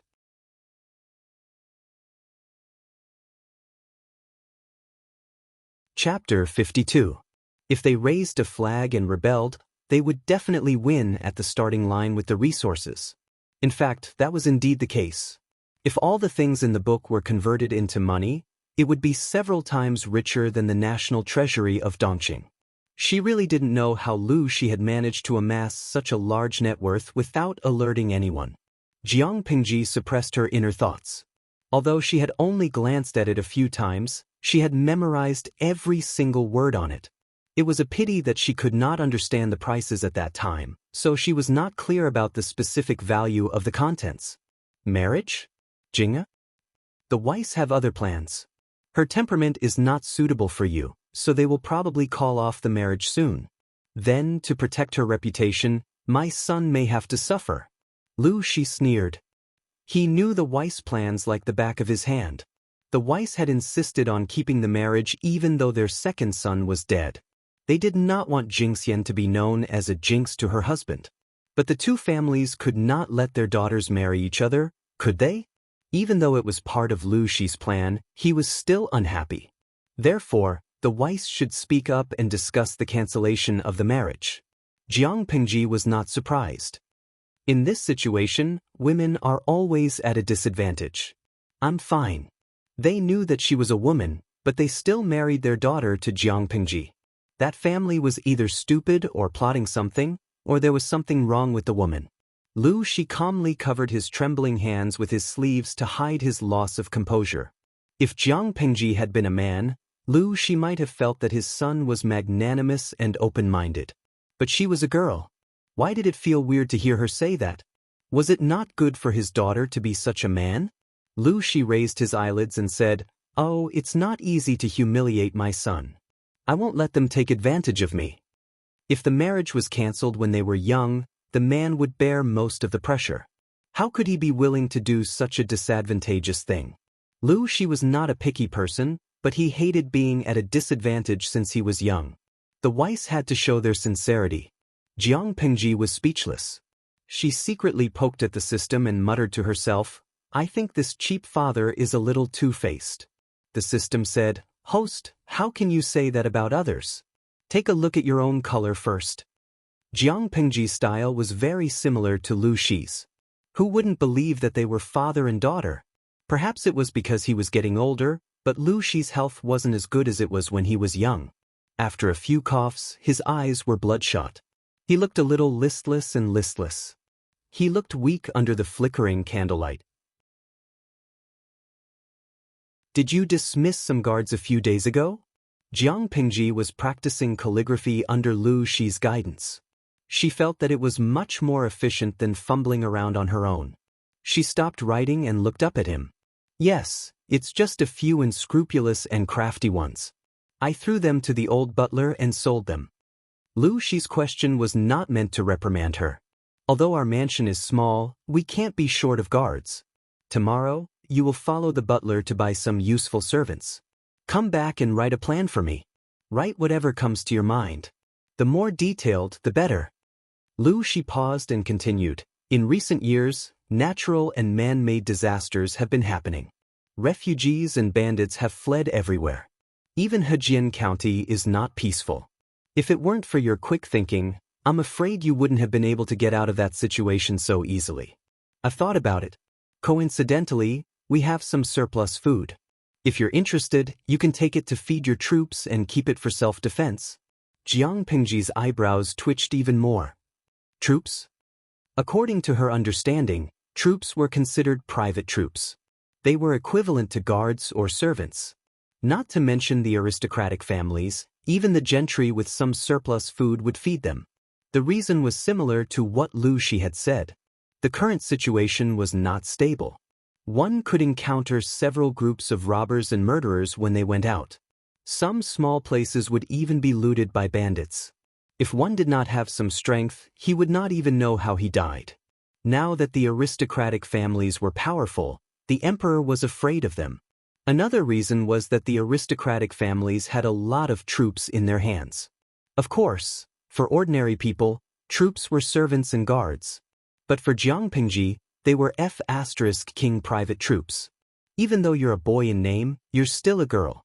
You must have some means to protect yourself. Lu Shi sighed and took out a small piece of paper from his sleeve. He carefully unfolded it and showed it to her. "Look at this. It's never wrong to prepare for a rainy day." Jiang Pengji took the paper and glanced at it. She immediately understood Lu Shi's intention. The content was actually very simple. The emperor also wanted to negotiate with the second prince to marry the princess of the northern borderline, but the decision had not been made public. She did not know which high-ranking official in the imperial court Lu Shi was in contact with to get first-hand information. Purchasing servants was the responsibility of the mistress of the house. It was within the scope of the inner court. A man like Jiang Pengji should not interfere. But since Lu Shi had spoken, it was obviously a test. How could the second mistress not agree? As for Madame Hu, she only sent a servant girl to pass on a message. She would listen to her cousin. The next day, the old housekeeper came back with 2 booklets. Master said that everything today will be decided by the second Langjun. Jiang Pengji took the booklet and glanced at it. She asked, "Are these the records of the purchasing servants in the manor in recent years?" She realized that the bookkeeping habits of the Lu manor were very different from those outside. They were more clear and organized, and they were in tabular format. It clearly recorded the value of the buyer, as well as their name and background. Some of the buyers were even from the same family. It even recorded their current positions and specialties. She flipped through it and, with her strong memory, memorized all the names of the servants inside and outside the Lu residence. Needless to say, this bookkeeping format must have been created by Lu Shi's mother. It would be much more convenient to use it to manage the inner court. The old housekeeper stood with his hands in front of his chest. He looked calm. Yes. These are the records of the changes in the servants in the manor in recent years. Of the 2 booklets, one was the records of the past few years, and the other was brand new. She did not even have to think to know what it was used for. If that's the case, I'll follow the old rules and go to the broker house first. She did not know how many broker houses there were in Hejian County, so it was better to start with the ones she was familiar with. At least the possibility of being deceived would be lower. If it was any other day, she would have asked the broker house to bring the servants to the manor, and then she could take her time to choose. But it was a test set by Lu Shi that day. Thinking of the conversation with the people the night before, Jiang Pengji decided to go out on her own and learn about the prices outside.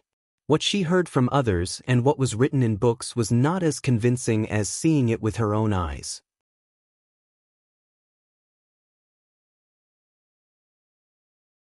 Chapter 53. The old housekeeper was very pleased to hear this. His wrinkled old face finally smoothed out, and he looked a little more relaxed. In fact, he was quite worried that the second Langjun, who had always been cooped up at home, would give out orders for the first time without knowing anything. Messing things up was secondary. The Lu residents didn't care about the damage caused, but they were afraid that Master wouldn't like them. After all, he had watched Lu Shi grow up. The old housekeeper hoped that Lu Shi and his son would be closer to each other. Jiang Pengji changed into plain clothes before she left. She sat in the carriage and occasionally lifted the curtain to look outside. Turning on the live stream mode, she casually glanced around and found that there were 3,000 viewers in the live stream room waiting for today's live stream. Unfortunately, as a first-class streamer, Jiang Pengji's streaming room could only accommodate 3,000 viewers. If she wanted to increase the upper limit, she would have to upgrade. However, leveling up would require a huge amount of popularity points. She could only save them for now and could not spend them. Playing with the sandalwood fan in his hand, he sat upright in the carriage. When he raised his head, several comments from the audience appeared on the screen. "Oh, Huang Saigao, I was scared to death. I thought the streamer was going to open the window today, so I cut the screen and came over. Nongfu Shangquan Yudiangshuan, why is the screen shaking? Baigui Yeshing, TSK, the streamer is obviously in the carriage. Can the screen not shake? Yimi Yangguang, not everyone has the right to sit in the carriage in ancient times. Even poor merchants don't have the right. The host status is quite high. If this carriage was in our hands, it would be a Maserati worth a few million, right? Although it was a horse carriage, the interior of the carriage was quite complete. Not only was there a table, but there was also a hidden box with the 4 treasures of the study and snacks to pass the time. If he was tired of sitting, he could still lean on the table to relax. If he was sleepy, he could still sleep. Of course, this was not the main point. The main point was the advanced shock absorption system inside the carriage. Before she boarded the carriage, she noticed that the structure of the carriage was different from the ones she had seen before. The shock absorption system was more complete. However, when he thought about the butterfly hairpin he saw in the second madam's room, it also had springs on it. It meant that Mother Lu had experimented with this thing before. In order to pursue comfort, it didn't seem impossible to use springs on the carriage to make a shock absorber system. Wazwa Bai. Today's host is still as handsome as ever, */W***. On the screen, Jiang Pingji was dressed in a green silk robe. The cuffs of her robe were embroidered with delicate auspicious clouds. A piece of white jade hung on her waist. The sandalwood fan in her hand occasionally closed and opened with a swoosh as she moved lazily. She tapped the palm of her hand with the fan. Tudufeichio, is the host going to school? Host V, no, I've dealt with a lot of guys because of the previous incident. Now I'm going to the broker house to buy some servants to look after the yard. Buyer D? Wasn't that human beings being bought and sold? Even though they knew that such transactions were common in ancient times and that it was only natural when they read novels, many felt that it was a little strange when they watched the live stream. However, they could not find fault with Jiang Pingji's actions. Lu Lanting's body was too weak. Even though she was sitting in the carriage, her back was sore from sitting on her knees for a long time. She leaned on the table and thought about the summary she would write to Lu Shi after choosing the servants. After a while, the old housekeeper lowered his voice and said, "Second Langjun, we're here." There were many officially approved brokers in Hejian County, but the one that was closest to the Lus and had a good reputation was the one in front of her. Jiang Pingji put away her sandalwood fan and glanced at the plaque hanging on the door. I can't tell that this is a broker house just by looking at the door. Of course, when she entered, she found an even more interesting scene. The interior was decorated like a normal merchant's house. She whispered to the old housekeeper, "It's different from what I imagined. I thought it would be dirty and messy." The old housekeeper stood with his hands by his side and said in a serious tone, "Broker houses are divided into different levels. The kind you mentioned is probably the lowest of the lowest. They specialize in cheating and forcing people to buy and sell. The people they hire are of unknown origins. There's no way the Lu's family would want those kinds of servants." More importantly, the old housekeeper did not have the guts to bring Jiang Pingji to that kind of place. If they met someone who thought that they were easy to bully because of their plain clothes, they might get bullied. That's true. The difference between a licensed business and an unlicensed business is always different, Jiang Pingji replied with a smile. Under normal circumstances, when a rich family wanted to buy a servant, they would directly send a steward to the broker house to inform them. There were people like Jiang Pingji who came to the house herself, but most of them were from poor families. When the woman broker heard the news, she thought there was something wrong with her ears. Of course, when she saw the old housekeeper of the Lus, she immediately went up to him. "What kind of wind blew you here today?" The woman broker was plump and strong, with a fierce-looking face. Her hair was pinned with a bright red silk flower, and she wore a shiny golden ornament that shone brightly under the sunlight. Just by standing there, she exuded a rich aura. The old housekeeper was tall, but because of his old age, he looked a little thin. Compared to the old woman broker, he was like a bamboo pole. The old housekeeper secretly rejected the old woman broker's flattery. He raised his brows and said, "I have business to attend to today. Be careful not to offend you." After all, he was the housekeeper of the Lu's residence. He knew almost everyone who had dealings with the Lus, including the old woman broker. The smile on the old woman broker's face froze for a moment. But in the blink of an eye, she smiled even more brightly. She secretly looked at Jiang Pingji. In Hejian County, there were many rich families in a small place. Generally speaking, the Lus were not the top big shot, but everyone knew that the second branch of the Lus was rich. The famous bamboo paper workshop and several prosperous bookstores were all owned by the second branch. There were also other restaurants and restaurants. The owner came in person. This was a big deal. The old woman broker had been in the business world for many years. What kind of people had she not seen? To be able to do business like this, she must have some tricks up her sleeves. She had an idea. She quickly led Jiang Pingji and her servant to the seats of honor. Then she lowered her posture and knelt down. She looked flattering and respectful. Jiang Pingji opened her sandalwood fan and asked the old woman broker, "How many boys between 10 and 30 years old do you have here? They must be healthy, clean, and have a clean background. They must not have committed crimes. Because we are buying guards, if they are skilled, the price can be increased. It would be best if they were adult men. She just needed to teach them some martial arts. But if she formed her own private army, she would be too old. There was not much room for her to teach them."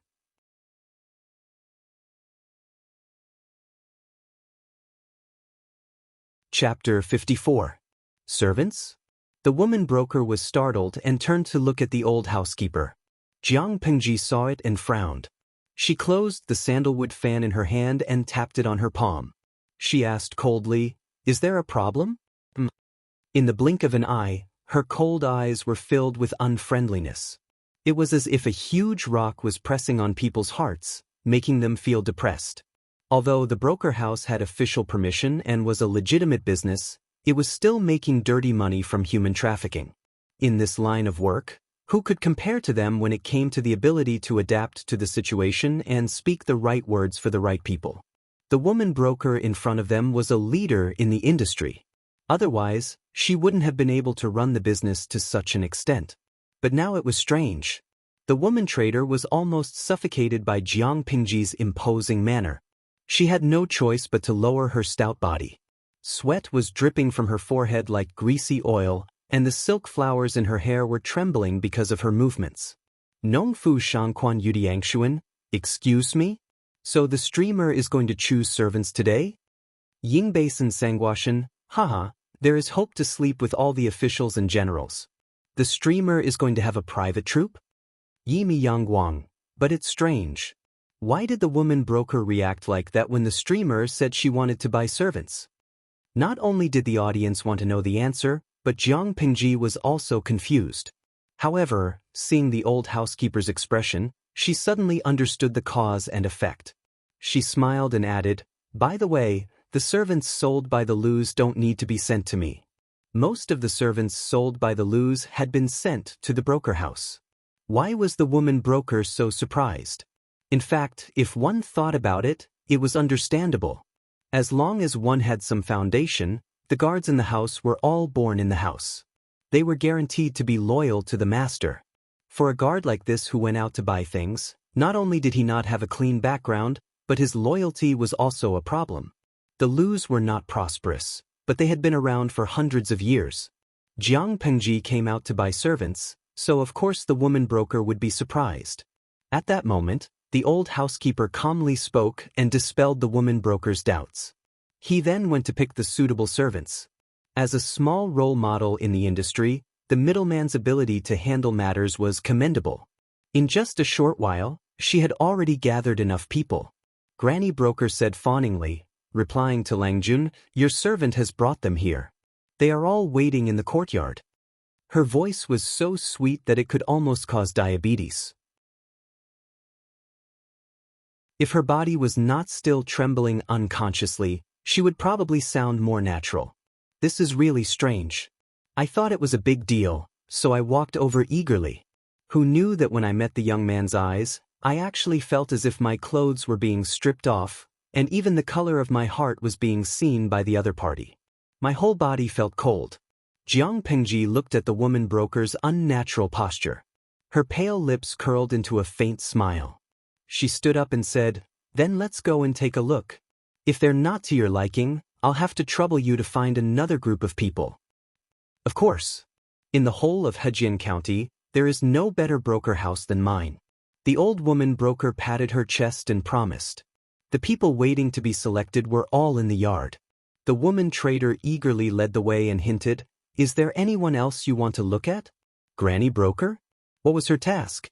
If the officials or the rich wanted to buy their favorite concubines, singers, dancers, cooks, needlework, or rough servants, they would look for a female broker. This was where the real profit came from. For example, The servants and attendants, although the price was high, they were rarely sold. The housekeeper was old, but his ears were sharp. He almost blew his beard and stared at Jiang Pingji. Jiang Pingji was not a decent person. She raised her eyebrows and said in a flirtatious manner, "What is there to look at in your place?" Seeing that there was a chance, the old woman broker suddenly became spirited. She strongly recommended, "Lang Jun, don't be fooled by my small shop, but the quality is excellent. Even the top girls in Lang Lang Alley came from here. They are all first-class beauties." Lang Lang Alley sounded weird, but it was actually the red light district, a place that could not be spoken of. Is that true? Ignoring the old housekeeper's awkward cough, Jiang Pingji smiled and pretended to be very interested. "I've heard people talk about the girls in Lang Lang Alley. I heard that they are not only beautiful, but also talented. I was wondering which master had the ability to train and teach them well.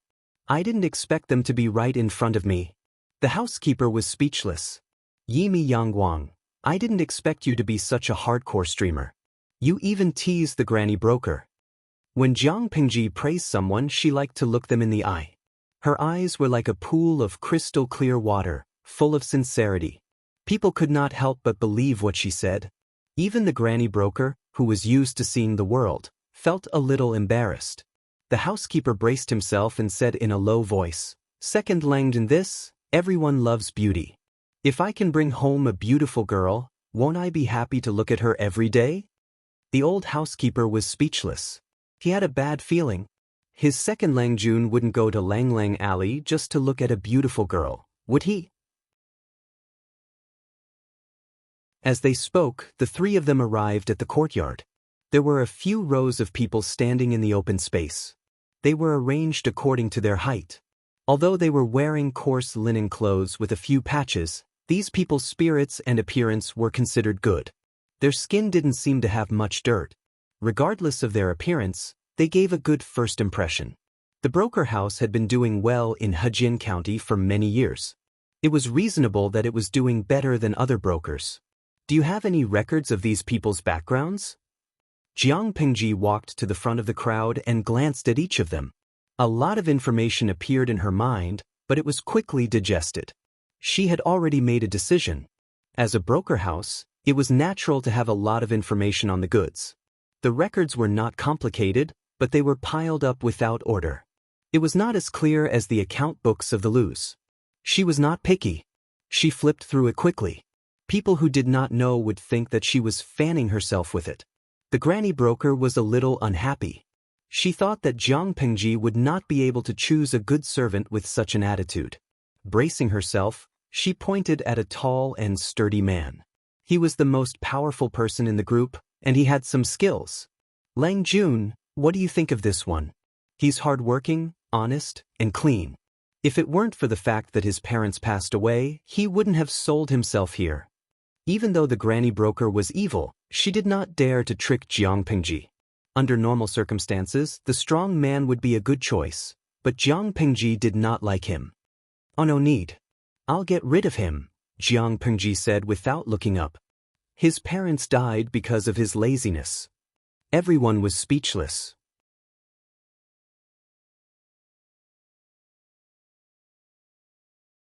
Chapter 55. Genius 1 second. Remember Love Go Away? We provide you with exciting novels to read. Although he had muscles that looked scary, who was Jiang Pingji? She could tell at a glance whether they were real or not. They were muscles that had been trained through a lot of labor. That strong man had good genes and a good body given by his parents, but his steps were weak. She could easily send two of them flying with one slap. He had lived in the wilderness for 2 years in his hometown. His fingers did not have many calluses, and the skin on his arms was even. There were no signs of farming or hunting. The woman broker said that his parents had passed away and he had to sell himself to pay for their burial. But according to her, that was not the case.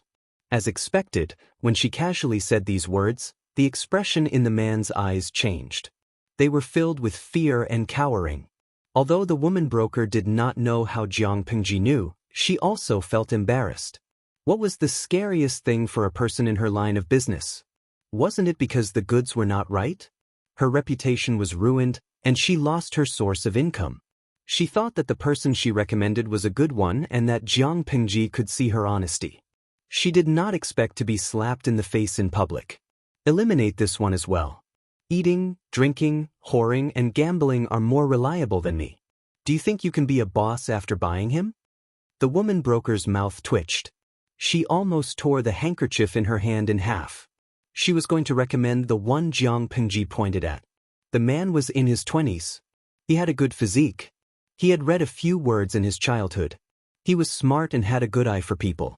Logically speaking, he was a good man. She did not expect the man in front of her to tell her the inside story that she did not know. Jiang Pingji said, "He has a hidden injury in his ankle. It's not obvious when he walks slowly, but it's obvious when he walks quickly. How can he guard the house?" The woman broker was dumbfounded again. The people she had chosen had to be healthy. After all, they were hired to guard the house. Other standards could be set aside for now, but their physical conditions had to be up to standard. Otherwise, how could they protect the master's family?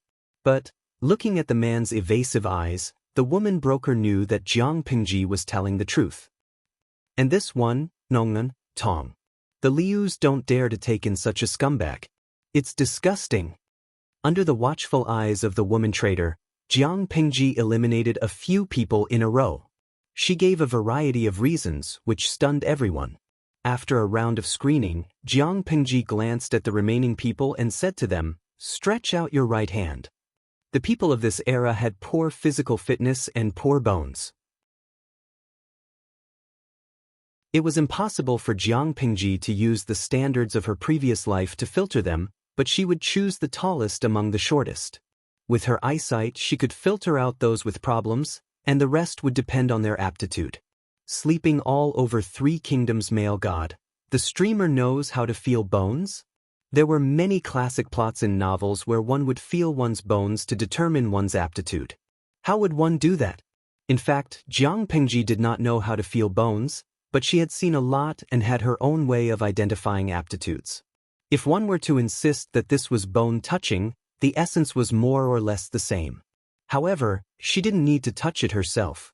Just by looking at his arm, she could roughly visualize the skeleton in her mind. In other words, if she wanted to, any creature in her eyes would be nothing more than a skeleton. Host V. No, but the skeleton can indeed be used as a basis to determine one's aptitude and potential, but it cannot be regarded as the final basis. At most, it can be regarded as a reference. Depending on the body, the state of development, and the state of the skeleton will be different, which will interfere with the judgment. For a warrior, aptitude is not as important as temperament and willpower.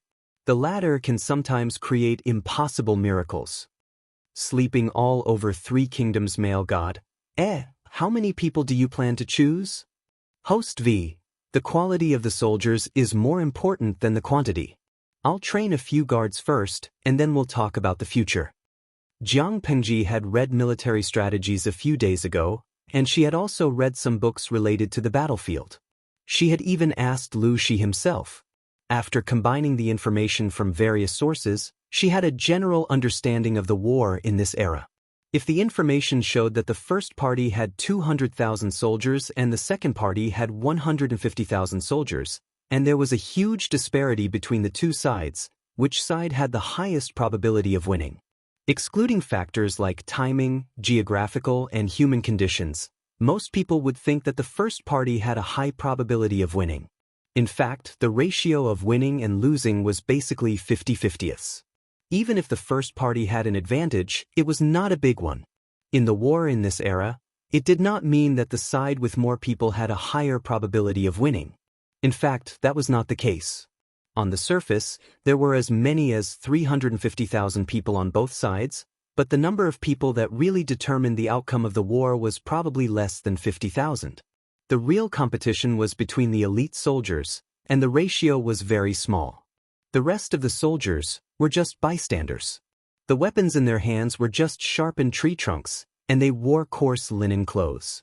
Those who were slightly better would be wrapped in leather armor. Their defense was basically zero. The elites of the first and second parties would fight against each other.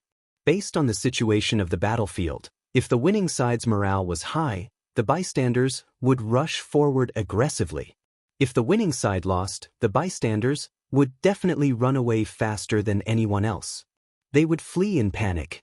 There were many cases in history where the few won against the many. Excluding factors like timing, geographical, and human conditions, there was a lot of water in the water. Considering these problems, if Jiang Pingji really wanted to raise some troops, she would, of course, go the route of elite soldiers. Of course, the elite soldiers were still very ugly in her eyes. If it was her in the past, she could kill a bunch of them with one slap. This one, and this one. Stay here and record them in the booklet. Jiang Pingji picked and chose. In the end, there were only a few people left in the yard. Most of them were teenagers under the age of 15. There were only a few young men, and there were less than 15 of them in total. Are they all here? Jiang Pingji looked around with some dissatisfaction. She turned to the woman broker and asked, "It seems like there are not enough people." The old housekeeper was worried at first, but as Jiang Pingji picked, he was finally relieved. All that was left in his heart was relief. Although the style was not quite the same, the second Lang Jun really had the demeanor of the old master when he was young. The woman broker hesitated. She was also afraid of the young master. He was very evil. There are some, but they are not very suitable for Lang Jun's requirements. Some of them have a criminal background. There were many kinds of goods in the broker house. Some were children from good families who sold themselves, some were sold by relatives, some were slaves who had committed crimes and were bought from the government, and some were servants who had been sold in other mansions. Criminal background? Jiang Pingji raised her eyebrows. She had thought that she could choose enough people, so she set the requirements more strictly. She did not expect that after the selection, there were only about a dozen people who were barely satisfied. Obviously, the number of people was very limited. Bring them here to have a look. The old housekeeper was not calm anymore. He could not let those dangerous people with criminal records get close to his Lang Jun. Jiang Pingji knew what he was thinking, so she spoke first to stop him from saying anything. "I'm just going to have a look. We'll talk about it later if I'm satisfied."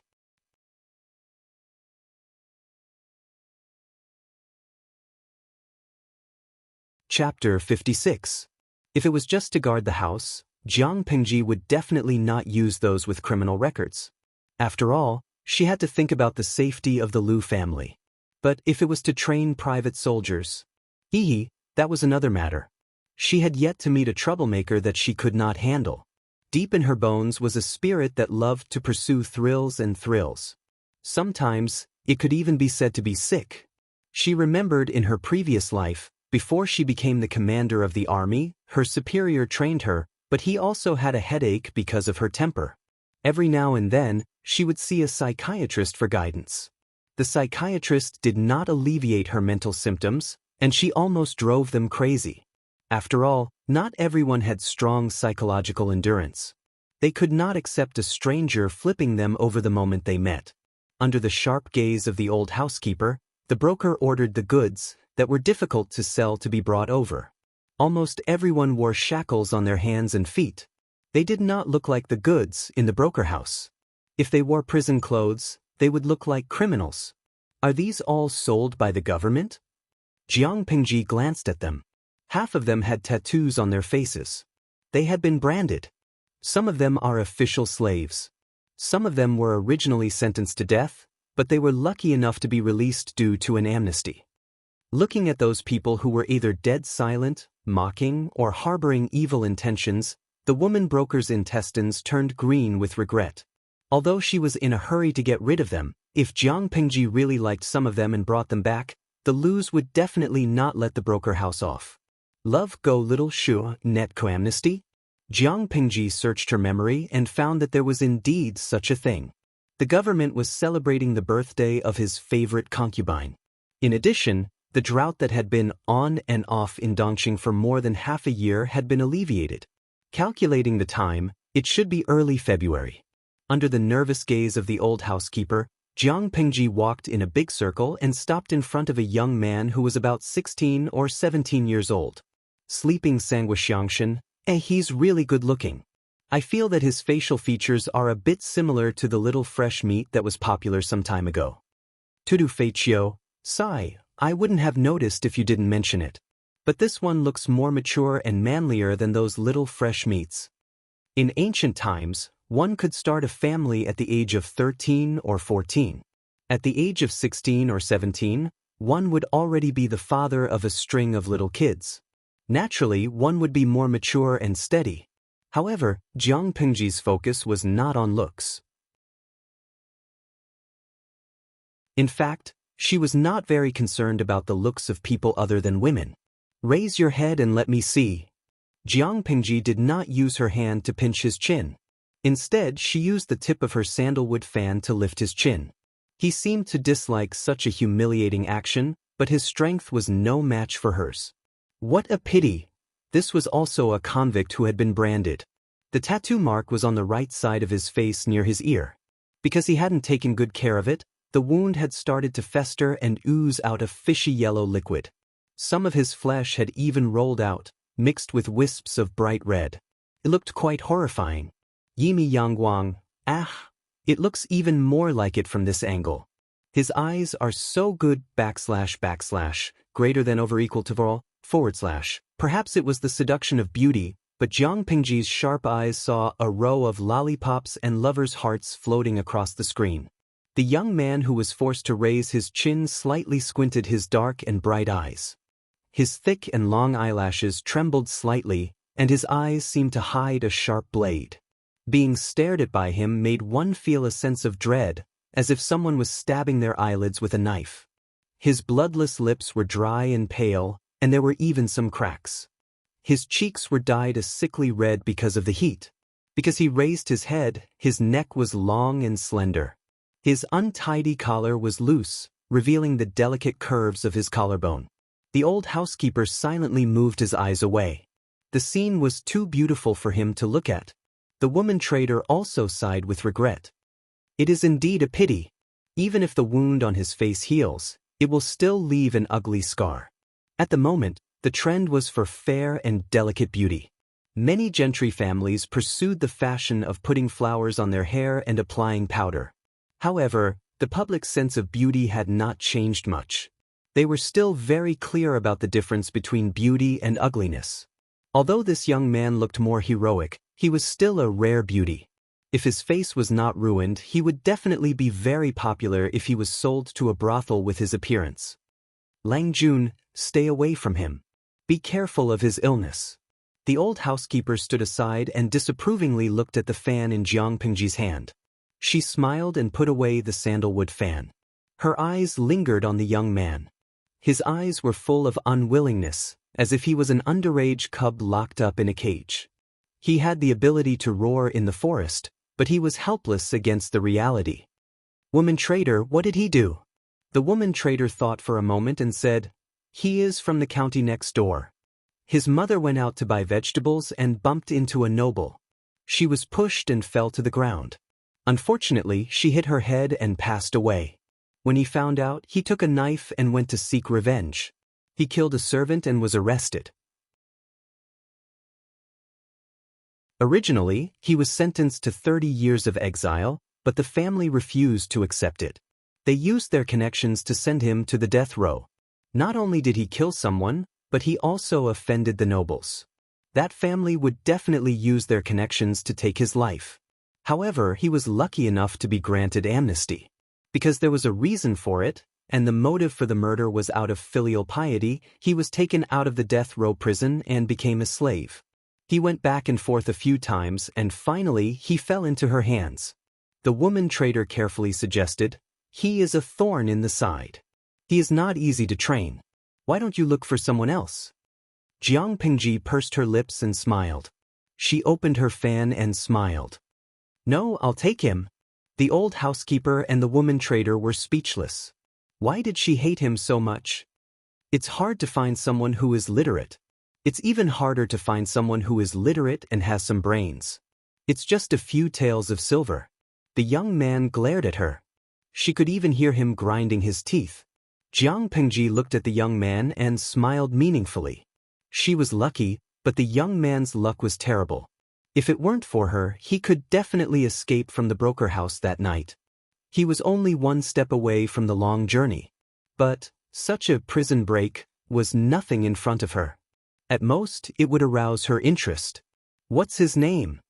The woman trader's brain seemed to have short-circuited. She only regained her composure now and quickly answered, "His name is Su Ku." Jiang Pengji asked casually, "Do you have a courtesy name?" The young man had practiced martial arts, but there were thick calluses on his fingers from holding a brush. He must have studied for a long time. No matter who gave him his name, the scholars in ancient times should have a courtesy name. Jiang Pengji still did not understand why naming was so complicated. A name was a name. Why bother with a messy courtesy name? The woman trader could not answer. She secretly kicked Su Ku and glared at him fiercely. "Lang Jun asked you a question." Su Ku pursed his lips. The anger in his chest had not been extinguished, but the situation was against him. He could only suppress it for now.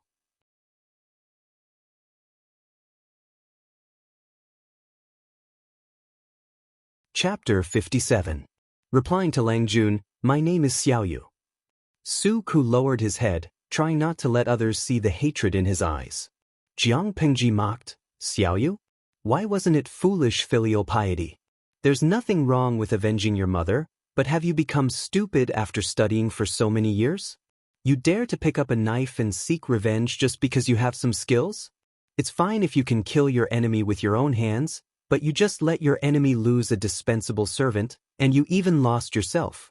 This brain, why do I feel that buying you now is a bit of a loss?" "Tudu Feichio, that's a slap in the face. Just half a minute ago, you said that buying him would be a good deal." "Unlucky adventure welcomes you. Streamer, I'm telling you, as long as you travel through time, you can definitely find a top talent in a broker house. I think this Su Ku is very promising underscore, smiley face triangle, underscore even if he's brainless, he can still warm the bed in the future. Maybe he's the male lead." Nongfu Shanquan Yudiangshuan, why isn't it the female lead? Ignoring the young man who suddenly raised his head, she waved her hand, and someone naturally categorized Su Ku into the shopping column. After another round of picky choices, including Su Ku, she chose another 6 people. Including the previous ones, there were a total of 20 people. "Have you memorized everything?" Jiang Pengji asked the old housekeeper. "Let's settle those people in the farm outside and train them well." The old housekeeper was a little upset, but his face was full of wrinkles, so it was impossible to see his expression. The old master had also said that Jiang Pengji would make all the decisions for the day, and he only needed to do what he was supposed to do. "Lang Jun, I've noted everything down. By the way, buy 2 strong old maids, the kind that can cook big wok dishes." Jiang Pengji hadn't even taken 2 steps when she said to the woman broker, "It's best if they're hardworking and keep their mouths shut. Don't even consider those who like to cheat." The old housekeeper was puzzled. The Lu residence was not big, and there were only a few masters to serve. Therefore, there were enough servants for now. Jiang Pengji suddenly wanted to hire 2 more rough old women, but she did not know what to do with them. It was a big business for the broker house to buy 22 men at one time, not to mention that 20 of them were valuable men. The price of adult men was the highest, and the younger ones were slightly cheaper. The old women who did rough work could also be sold for 8 or 9 taels of silver. This was a legitimate business, and they still had to go to the government for an open road, so it wouldn't take much time. After settling the debt, Jiang Pengji received a stack of contracts from the woman broker. She took out Su Xiaoyu's contract. "Tell the farm people to keep an eye on that Su Xiaoyu. Don't let him escape." Jiang Pengji put away the contract and smiled meaningfully. She reminded him, "If you catch him in the middle of the night, remember to inform me immediately. If he's lost, I'll settle the score with you." After buying people from the broker house, Jiang Pengji had other things to do. Lu Shi's test was not over after buying people. There was a series of follow-up tasks. She had to know how to settle the people, daily training, and expenses. Speaking of expenses, she had to know the purchasing process and the prices of the goods. Only then could she use the budget more rationally. I feel like I was tortured by my boss. Jiang Pingji sat in the carriage. The table was covered with paper and a pen. She opened the new booklet given by the old housekeeper and recorded the name, identity, and purchase price of each servant in detail. The bullet screen was full of laughter. It was rare to see the streamer who had always been successful being defeated. They seized the time to have some fun. The farm's area is not small. We can let them farm while training. We can try to be self-sufficient, balance their income, and reduce their consumption. Clothes every season are another expense, and we also need to prepare the necessary training tools. In order to motivate them, we can set up a reward and punishment system. Jiang Pingji copied the draft she had already written on the bamboo paper. In the end, looking at the bamboo paper full of words, Jiang Pingji was finally satisfied. The next step was to understand the basic prices of goods and try to use the budget she had to reduce unnecessary waste. Apart from these arrangements, she also had to come up with a training plan. Otherwise, how could she train a flock of sheep into real lions? Unfortunately, the genetic quality of the people in ancient times was not good, and their physical fitness was far from the standard of her era. Many of the popular training methods of the future could not be popularized. She could not mechanically copy them, so she could only adjust them according to the conditions of the current era. To put it more vividly, the difficulty of training for children in her era was like hell in this era. Jiang Pingji licked her lower lip expectantly. Her eyes were full of interest.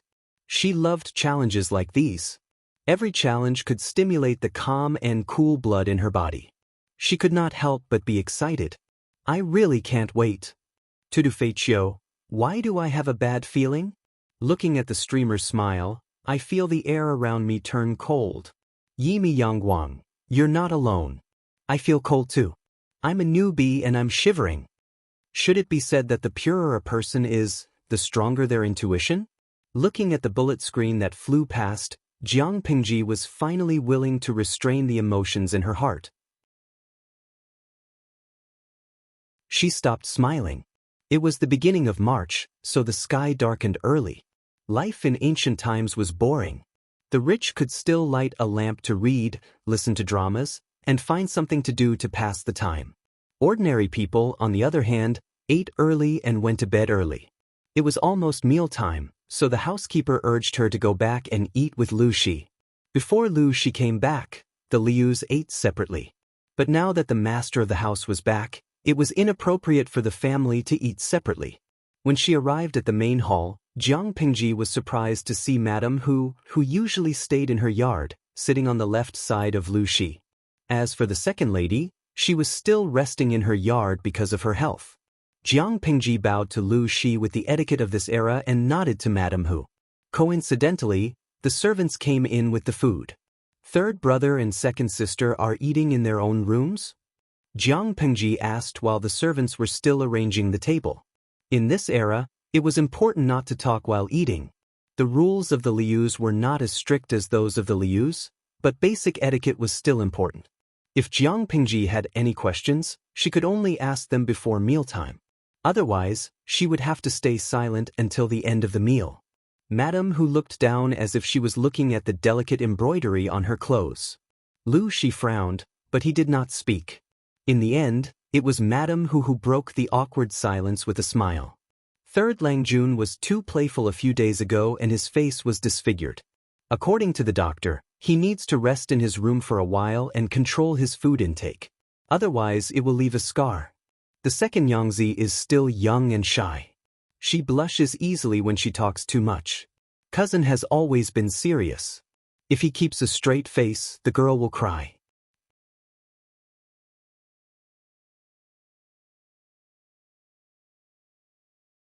Chapter 58.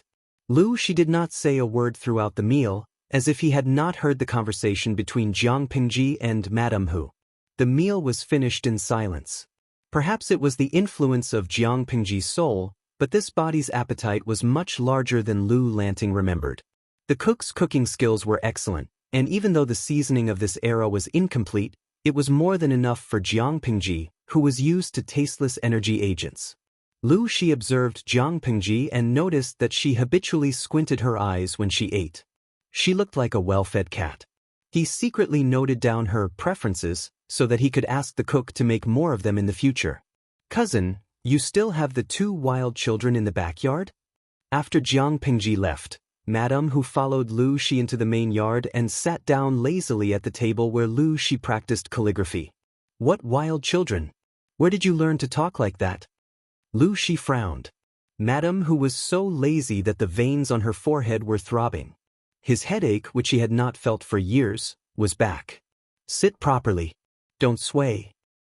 "Heh, I'm glad you didn't call them wild children." Madame Hu rested her chin on one hand and said before Lu Shi could lose his temper, "Lanting doesn't know anything. Even though they are only brothers and sisters, they are related to her by blood, aren't they? If one day she feels that she has too few brothers and wants to get close to them, you won't be able to stop her." Lu Shi's eyes were still half closed, as if he did not take Madame Hu's words to heart. However, Madame Hu's sharp eyes noticed that Lu Shi's holding the brush was a little unsteady. It was only for a short moment, and if she was not familiar with Lu Shi's habits and temperament, it would have been difficult to notice. "Love go, little, say t net Lu Shi raised his eyelids and said coldly, "That girl is very smart." Madame Hu finally sat up straight and said in agreement, "That's true. She seems to have changed into a different person. She used to be as obedient as a sheep. If it weren't for the help of the East Courtyard, even a servant would be able to control her. Now, she's like a tiger cub who only eats humans." Lu Shi was silent for a while and echoed, "Like father, like daughter. Just like me." Madame Hu rolled her eyes in an ungraceful manner. "I should say that he's more like you after you turn 12. Lu Shi was speechless. She tried to undermine him without a word and even dug up his dark history. Did she think that he could not see the ridicule in her eyes? The people of the older generation in Hejian County all knew that Lu Shi was as stupid as he could be when he was young. Not only was he stupid, but he was also very bad. He was clearly the second son of the first wife, but he had courted death so much that even the servants didn't like him.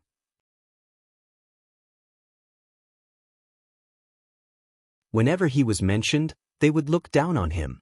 However, he had good eyesight. When he was 4 or 5 years old, he had his eyes on the legitimate wife's daughter of the Gu clan in Langia County. Taking advantage of his young age, he managed to become her childhood sweetheart. In terms of family background, the 2 families were well matched. Of course, that was the extent of it. Gu Min had been famous for her talents since she was young. She was beautiful and intelligent. She was a good helper in the household. When she was 6 years old, she could manage the household with the first lady. She could clean up any mess. On the other hand, Lu Shi was like mud that could not hold up a wall. He was simply a reckless prodigal. To put it bluntly, when the 2 of them were put together, it was like a toad wanting to eat swan meat. Lu Shi shamelessly stuck to the little girl. If they were not less than 7 years old, there might have been some gossip. Later, when Gu Min reached the age of marriage, Lu Shi begged his mother to sound her out. Then reality slapped him hard in the face. Not to mention Lu Shi, a spoiled brat, even when the Xia kingdom was not destroyed, Gu Min would have been qualified to be the empress of the country. The spoiled brat Lu Shi only started to work hard after his marriage proposal was dealt a blow. He even ran to the Gu residence to seek an audience despite the heavy rain. He waited in the rain for an entire night and begged Gu Min to postpone the engagement for 2 years. He endured a high fever and made bold statements. It's the standard sweet ancient saying, childhood sweetheart route, adorable loyal dog, pretty girl, and so on, */w***. After that, Hejian County lost a spoiled brat and gained a quiet, black-hearted scholar, Lu Shi, who studied with all his might. As they were talking, the old housekeeper came to see them. Lu Shi remembered something important and quickly asked Madame Hu to sit up straight. "Come in." The old housekeeper came over to report Jiang Pingji's schedule for the day. At first, everything was fine. Lu Shi's expression changed slightly, but overall, it was a father's praise for his child. But when Jiang Pingji lifted Su Xiaoyu's chin with her folding fan, he was silent. "Suku? The one who was branded and has a tattoo on his face." Is he Su Xiaoyu from Zisong County? Lu Shi asked uncertainly. The old housekeeper was confused. He had only said that the boy was called Su Ku. He did not mention his courtesy name or his background. How did the master know? Yes, the second Lang Jun took the slave contract alone. He was even sure that the boy would try to escape in the middle of the night. Lu Shi snorted. He's fickle and rebellious. How can you raise such a person? If Lanting said that he would escape in the middle of the night, he would definitely escape. There aren't many guards at the farm. If the guards are lax at night, he might really be able to escape. The old housekeeper did not understand his master. He asked hesitantly, then, Master, in your opinion, if Su Xiaoyu really escaped in the middle of the night, he would be an escaped slave. If he was caught, he could be killed immediately. In any case, Lanting spent a lot of money to buy it. How could you let it escape? Lu Shi had given Jiang Pingji a very limited amount of money to test her. If she spent it extravagantly, the servants she bought would probably be left with nothing to eat. At this point, Lu Shi suddenly revealed a smile that was very familiar to everyone. It made them shudder when they saw it. Every time he wanted to scheme against someone and make them unlucky, he would always smile like this. Over time, it scared people to the point that they developed a phobia. Send another team to guard the farm. If he escapes, break one of his legs. It will take him 100 days to recover. Let him stay put. The old housekeeper was a little surprised. An escaped slave did not need to be killed? Since when was his master so easy to talk to? The old housekeeper was about to leave when Lu Shi suddenly changed his mind. Lu Shi's changed order made the old housekeeper even more confused. Forget it. I'll go see Su Xiaoyu myself. As for Lanting, just let her know. There's no need to hide it from her. Madame Hu frowned and asked, What's Su Xiaoyu's background? Lu Shi smiled coldly. He's a wolf that bites and can't be tamed. Such a bad evaluation? Madame Hu looked down. Can't be tamed? But at least he can bite. He's better than a dog that only knows how to bark. Lu Shi understood that there was a hidden meaning in her words, but he did not respond. Madame Hu waited patiently for a while. Finally, she snorted, stood up, and left.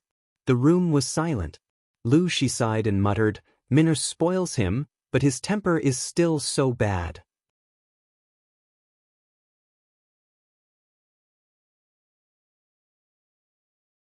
Chapter 59. In the farm outside the city. Su Ku and other people who were bought were placed in 3 long rooms. Everyone could get a new thin quilt. It was still a chilly spring. The night was cold and the wind was strong. If they didn't cover themselves with quilts, they would definitely be cold. The 2 old women who did rough work were arranged in a separate room. The older ones were already numb. They quietly hugged their blankets and lay down on their beds, stiffly like corpses. Su Ku, who was young and vigorous, couldn't easily accept his fate. He grabbed the thin quilt with both hands, and his eyes were inexplicably gloomy. The teenager in the bed next to him turned around and found that Su Ku was still sitting on the bed. He couldn't help but sigh softly. Brother Su, why aren't you sleeping now? Tomorrow, I don't know what the master wants us to do. Why don't you sleep early? Before he finished speaking, Su Ku interrupted him with a hoarse voice and said, You sleep first. I was very sick a while ago, so I slept a lot. Now I don't feel sleepy. If I disturb your rest, I will go out to enjoy the wind for a while. You sleep first. After that, Su Ku lifted the thin quilt, tightened his thin lips, and opened the door quietly. He saw the dark sky outside. There was no other sound except for the faint snoring coming from the door and the wind outside. Su Ku saw that and couldn't help licking his molars with the tip of his tongue. A plan that had been put on hold came to his mind again. If he didn't leave now, when the people in the room behind him were tamed by the Lus, there would be no chance for him to escape. Since he was lucky to be taken out of the death row, Su Ku had been thinking about regaining his freedom all the time. However, he became a slave and fell into the hands of the broker house. He could only choose to endure and stay dormant. It was not easy for him to figure out the law of the patrol guards in the broker house. He even made other preparations to escape tonight, but he didn't expect to run into Jiang Pingji. However, It seemed that there was nothing wrong with it. The broker house was very strict with the goods. Basically, they patrolled twice in a quarter of an hour. There were strong thugs both inside and outside. Although he knew some martial arts, he was a weak scholar after all. Not to mention that he was sick now. If he was accidentally discovered and caught, he would definitely be beaten to death. On the other hand, the security of this farm was lax. Basically, no one cared about the slaves they bought. If he sneaked out of the farm at night, he would be safe as long as he entered the nearby woods. Then he could escape to the mountains to hide for 2 days. Maybe he would be free. This thought lingered in his mind. Su-ku swallowed nervously. Because of the fever, his throat was so dry that smoke could come out. He shook his dizzy head, trying to keep himself awake. In his mind, he recalled the route he saw when he was pulled by the mule cart. If the heavens don't kill me, I will definitely take revenge. Su-ku was very cautious. He crept out of the farm while hiding in the shadows. The farm behind him was like a sleeping, man-eating beast. It curled up and slept. It looked harmless, but it had the ability to suck people's souls and cut off their freedom. His footsteps staggered as he groped his way into the small forest. Another mile ahead was the deep forest and tall mountains. It would take at least 4 hours for the people of the farm to find out that he had escaped.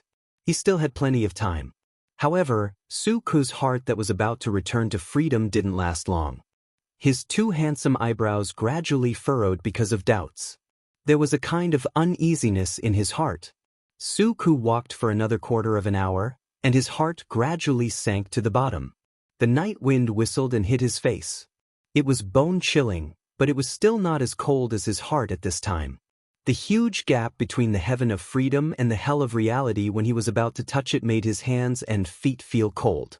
A group of 12 people, all tall and strong, all dressed in neat leather armor, riding tall horses, were looking at him silently.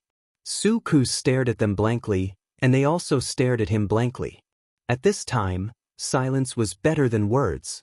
Finally, the crisp sound of horse hooves broke the silence. Someone came up and asked him, "Su Xiaoyu?" At first, Su-ku thought that he was lucky. Although he was an escaped slave, not everyone wanted to kill an escaped slave. Now, was it too late for him to go back to take a bath and sleep? These people were obviously coming for him, so Su-ku did not hold any hope of getting lucky. Instead, he felt a sense of pride that came from nowhere.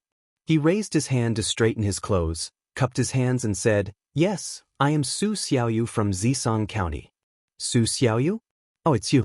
My master wants to see you. He has been waiting for you for most of the night." Su-ku was suspicious, but the man obviously didn't want to say more. He just asked Su-ku to follow him, as if he wanted to take him to see someone. Even if he wanted to escape, he had to think about it. He was a man with 2 legs. Even if he was sick, he couldn't outrun a 4-legged horse. There were many farms and villages of different sizes outside Hejian County. Not long after following this group of strange people, he saw a little candlelight in front of him from a distance. He could vaguely see the shape of a village. Su-ku frowned and pursed his thin lips tightly. His eyes were gloomy. The leader got off the horse and threw the reins to his companion. He said to Su-ku, whose face was pale and lips were blue, "Master is waiting for you in the house. Go in. Don't forget to be polite." Su-ku was still confused. He pushed the door open, and the hot air in the house blew into his face. There was also a little fragrance in the air. The fragrance made Su-ku subconsciously think of the handsome young man in the daytime, the son of a rich family who bought him. Is it him? Su-ku was hesitant, but he immediately denied the speculation when he saw the figure on the screen. The figure was obviously an adult man, and the young man in the daytime was at most 12 or 13 years old. "Come in." The man's slightly hoarse and mature voice came from the house, which shocked Su-ku out of his thoughts. Kneeling in front of the screen, Su-ku's eyes flashed with unknown colors. After a few breaths, he heard the rustling of clothes on the other side of the screen, and then he heard the sound of steady footsteps. The source of the fragrance was getting closer and closer to him. "Su-ku? Su Xiaoyu?" A familiar force came from his chin, but it was different from Jiang Pingji's folding fan. The man directly pinched it with his hand, and the force was so strong that he could not help but secretly gasp. It was so painful that even the corners of his eyes were filled with physiological tears, and his eyes were full of red veins. At that moment, Su Ku saw the face of the man in front of him clearly. Against the burning candlelight in the room, the man's face fell into his eyes. The man's eyes seemed to be dipped in poison and cold. From the outline of the face, it was somewhat similar to the young man in the daytime. As long as one was not blind, anyone could see that the two were related by blood. Su Ku was puzzled. He was just a slave bought by the young man. Why did the young man's family come out? He answered with some difficulty, "Yes, I am." For no reason, Su Ku's brain seemed to be empty when he was stared at by those venomous eyes. His heart was filled with an indescribable fear, and he didn't even feel the pain of his chin being pinched to the point where it was bruised.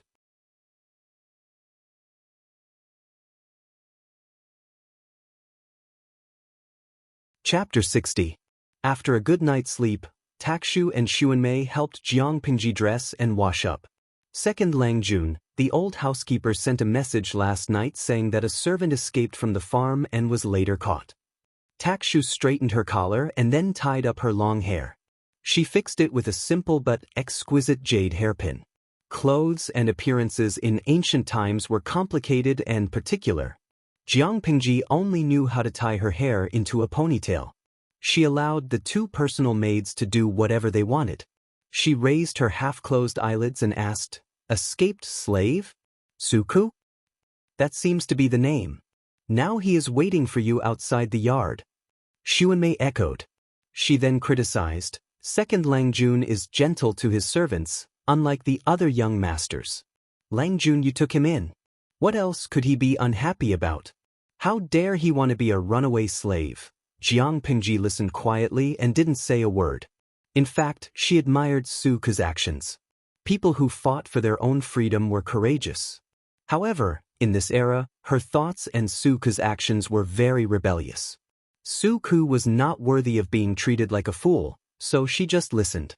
Jiang Pingji switched on the live stream as usual. She resumed her elegant appearance and ate her breakfast quietly. Of course, due to the lack of resources in this era, her breakfast was average in the eyes of the audience. Outside the study, she saw Su Ku, who had changed into a clean set of clothes. Even the wound on his face had been properly bandaged. Jiang Pingji walked to Su Ku's side. "Why you here? Master has ordered me to learn from you in the future and serve you." Su Ku's body trembled. He sounded unwilling, but his attitude was still respectful. It was completely different from the day before. Jiang Pingji raised her eyebrows and rolled her eyes. Suddenly, she thought of something and her lips curled into a smile. Because of her identity, Lu Lanting did not have a page boy. Takshu and Xuanmei were the ones who helped her with the chores. Now that Su Ku was half a page boy, he had to take care of the chores. Entering the study, rows upon rows of bookshelves were piled with countless bamboo slips, as well as incomparably precious paper books. Su Ku glanced at the labels on each row of bookshelves and the titles indicated. He was so stunned that he forgot where he was. Just this study room alone was several times larger than an ordinary household. The books on the shelves were even more priceless. If one were to say that he was dissatisfied before, after reading these books, he was no longer angry.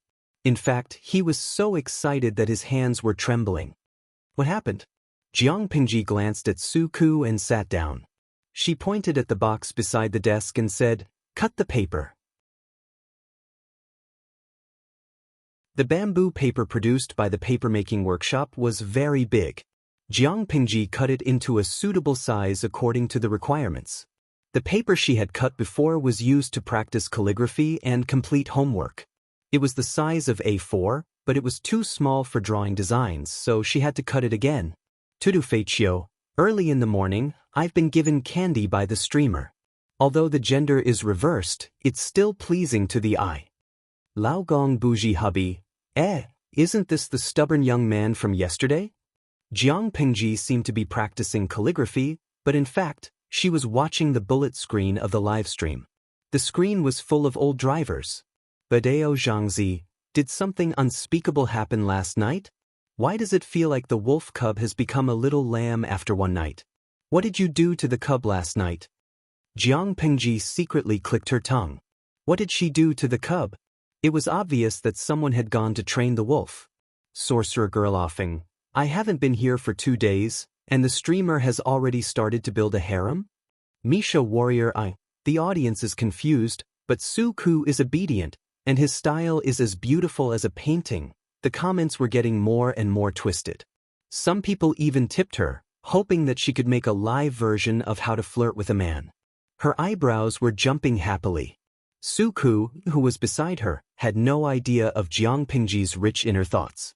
His pale hands were placed on the bamboo paper, and the smooth feeling under his palms made his cheeks flush. It was as if he was touching the soft skin of a young girl. The frequency of his heartbeat made him feel helpless. Was this bamboo paper? When Su Ku was studying with the headmaster in Zisang County, he had seen the face of it. It was a stunning sight that made his heart beat erratically. As a commoner, Su Ku was lucky enough to study. How could he have the chance to use bamboo paper, which was as expensive as gold? Not to mention, the quality of the bamboo paper he had seen before could not be compared to the box of bamboo paper in front of him. If the former was said to be as loose as a middle-aged woman's skin, the latter was as white and smooth as a newborn baby's.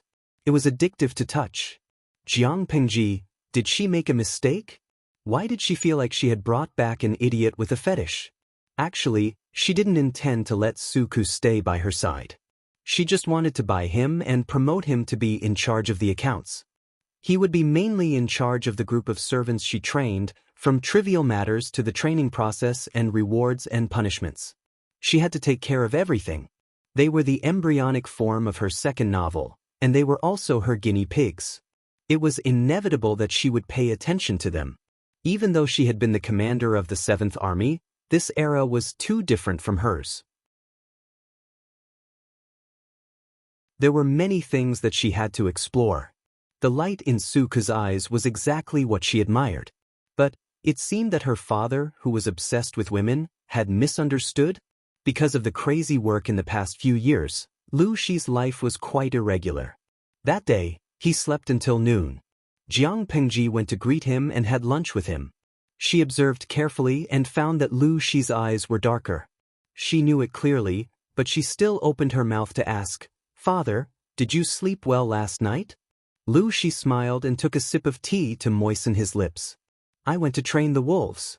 Jiang Pingji, white lotuses were all the same, but there were always two sides to a two-faced person.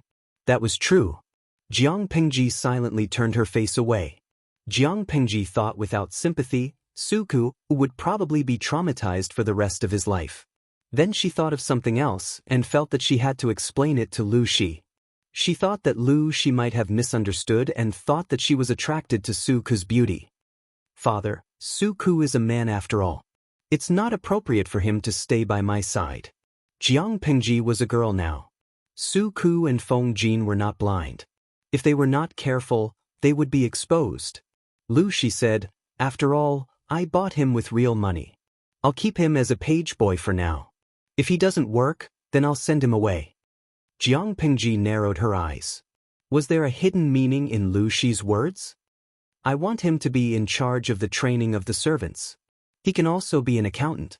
Lu Shi looked up at her and frowned slightly. Then he said indifferently, "It's up to you."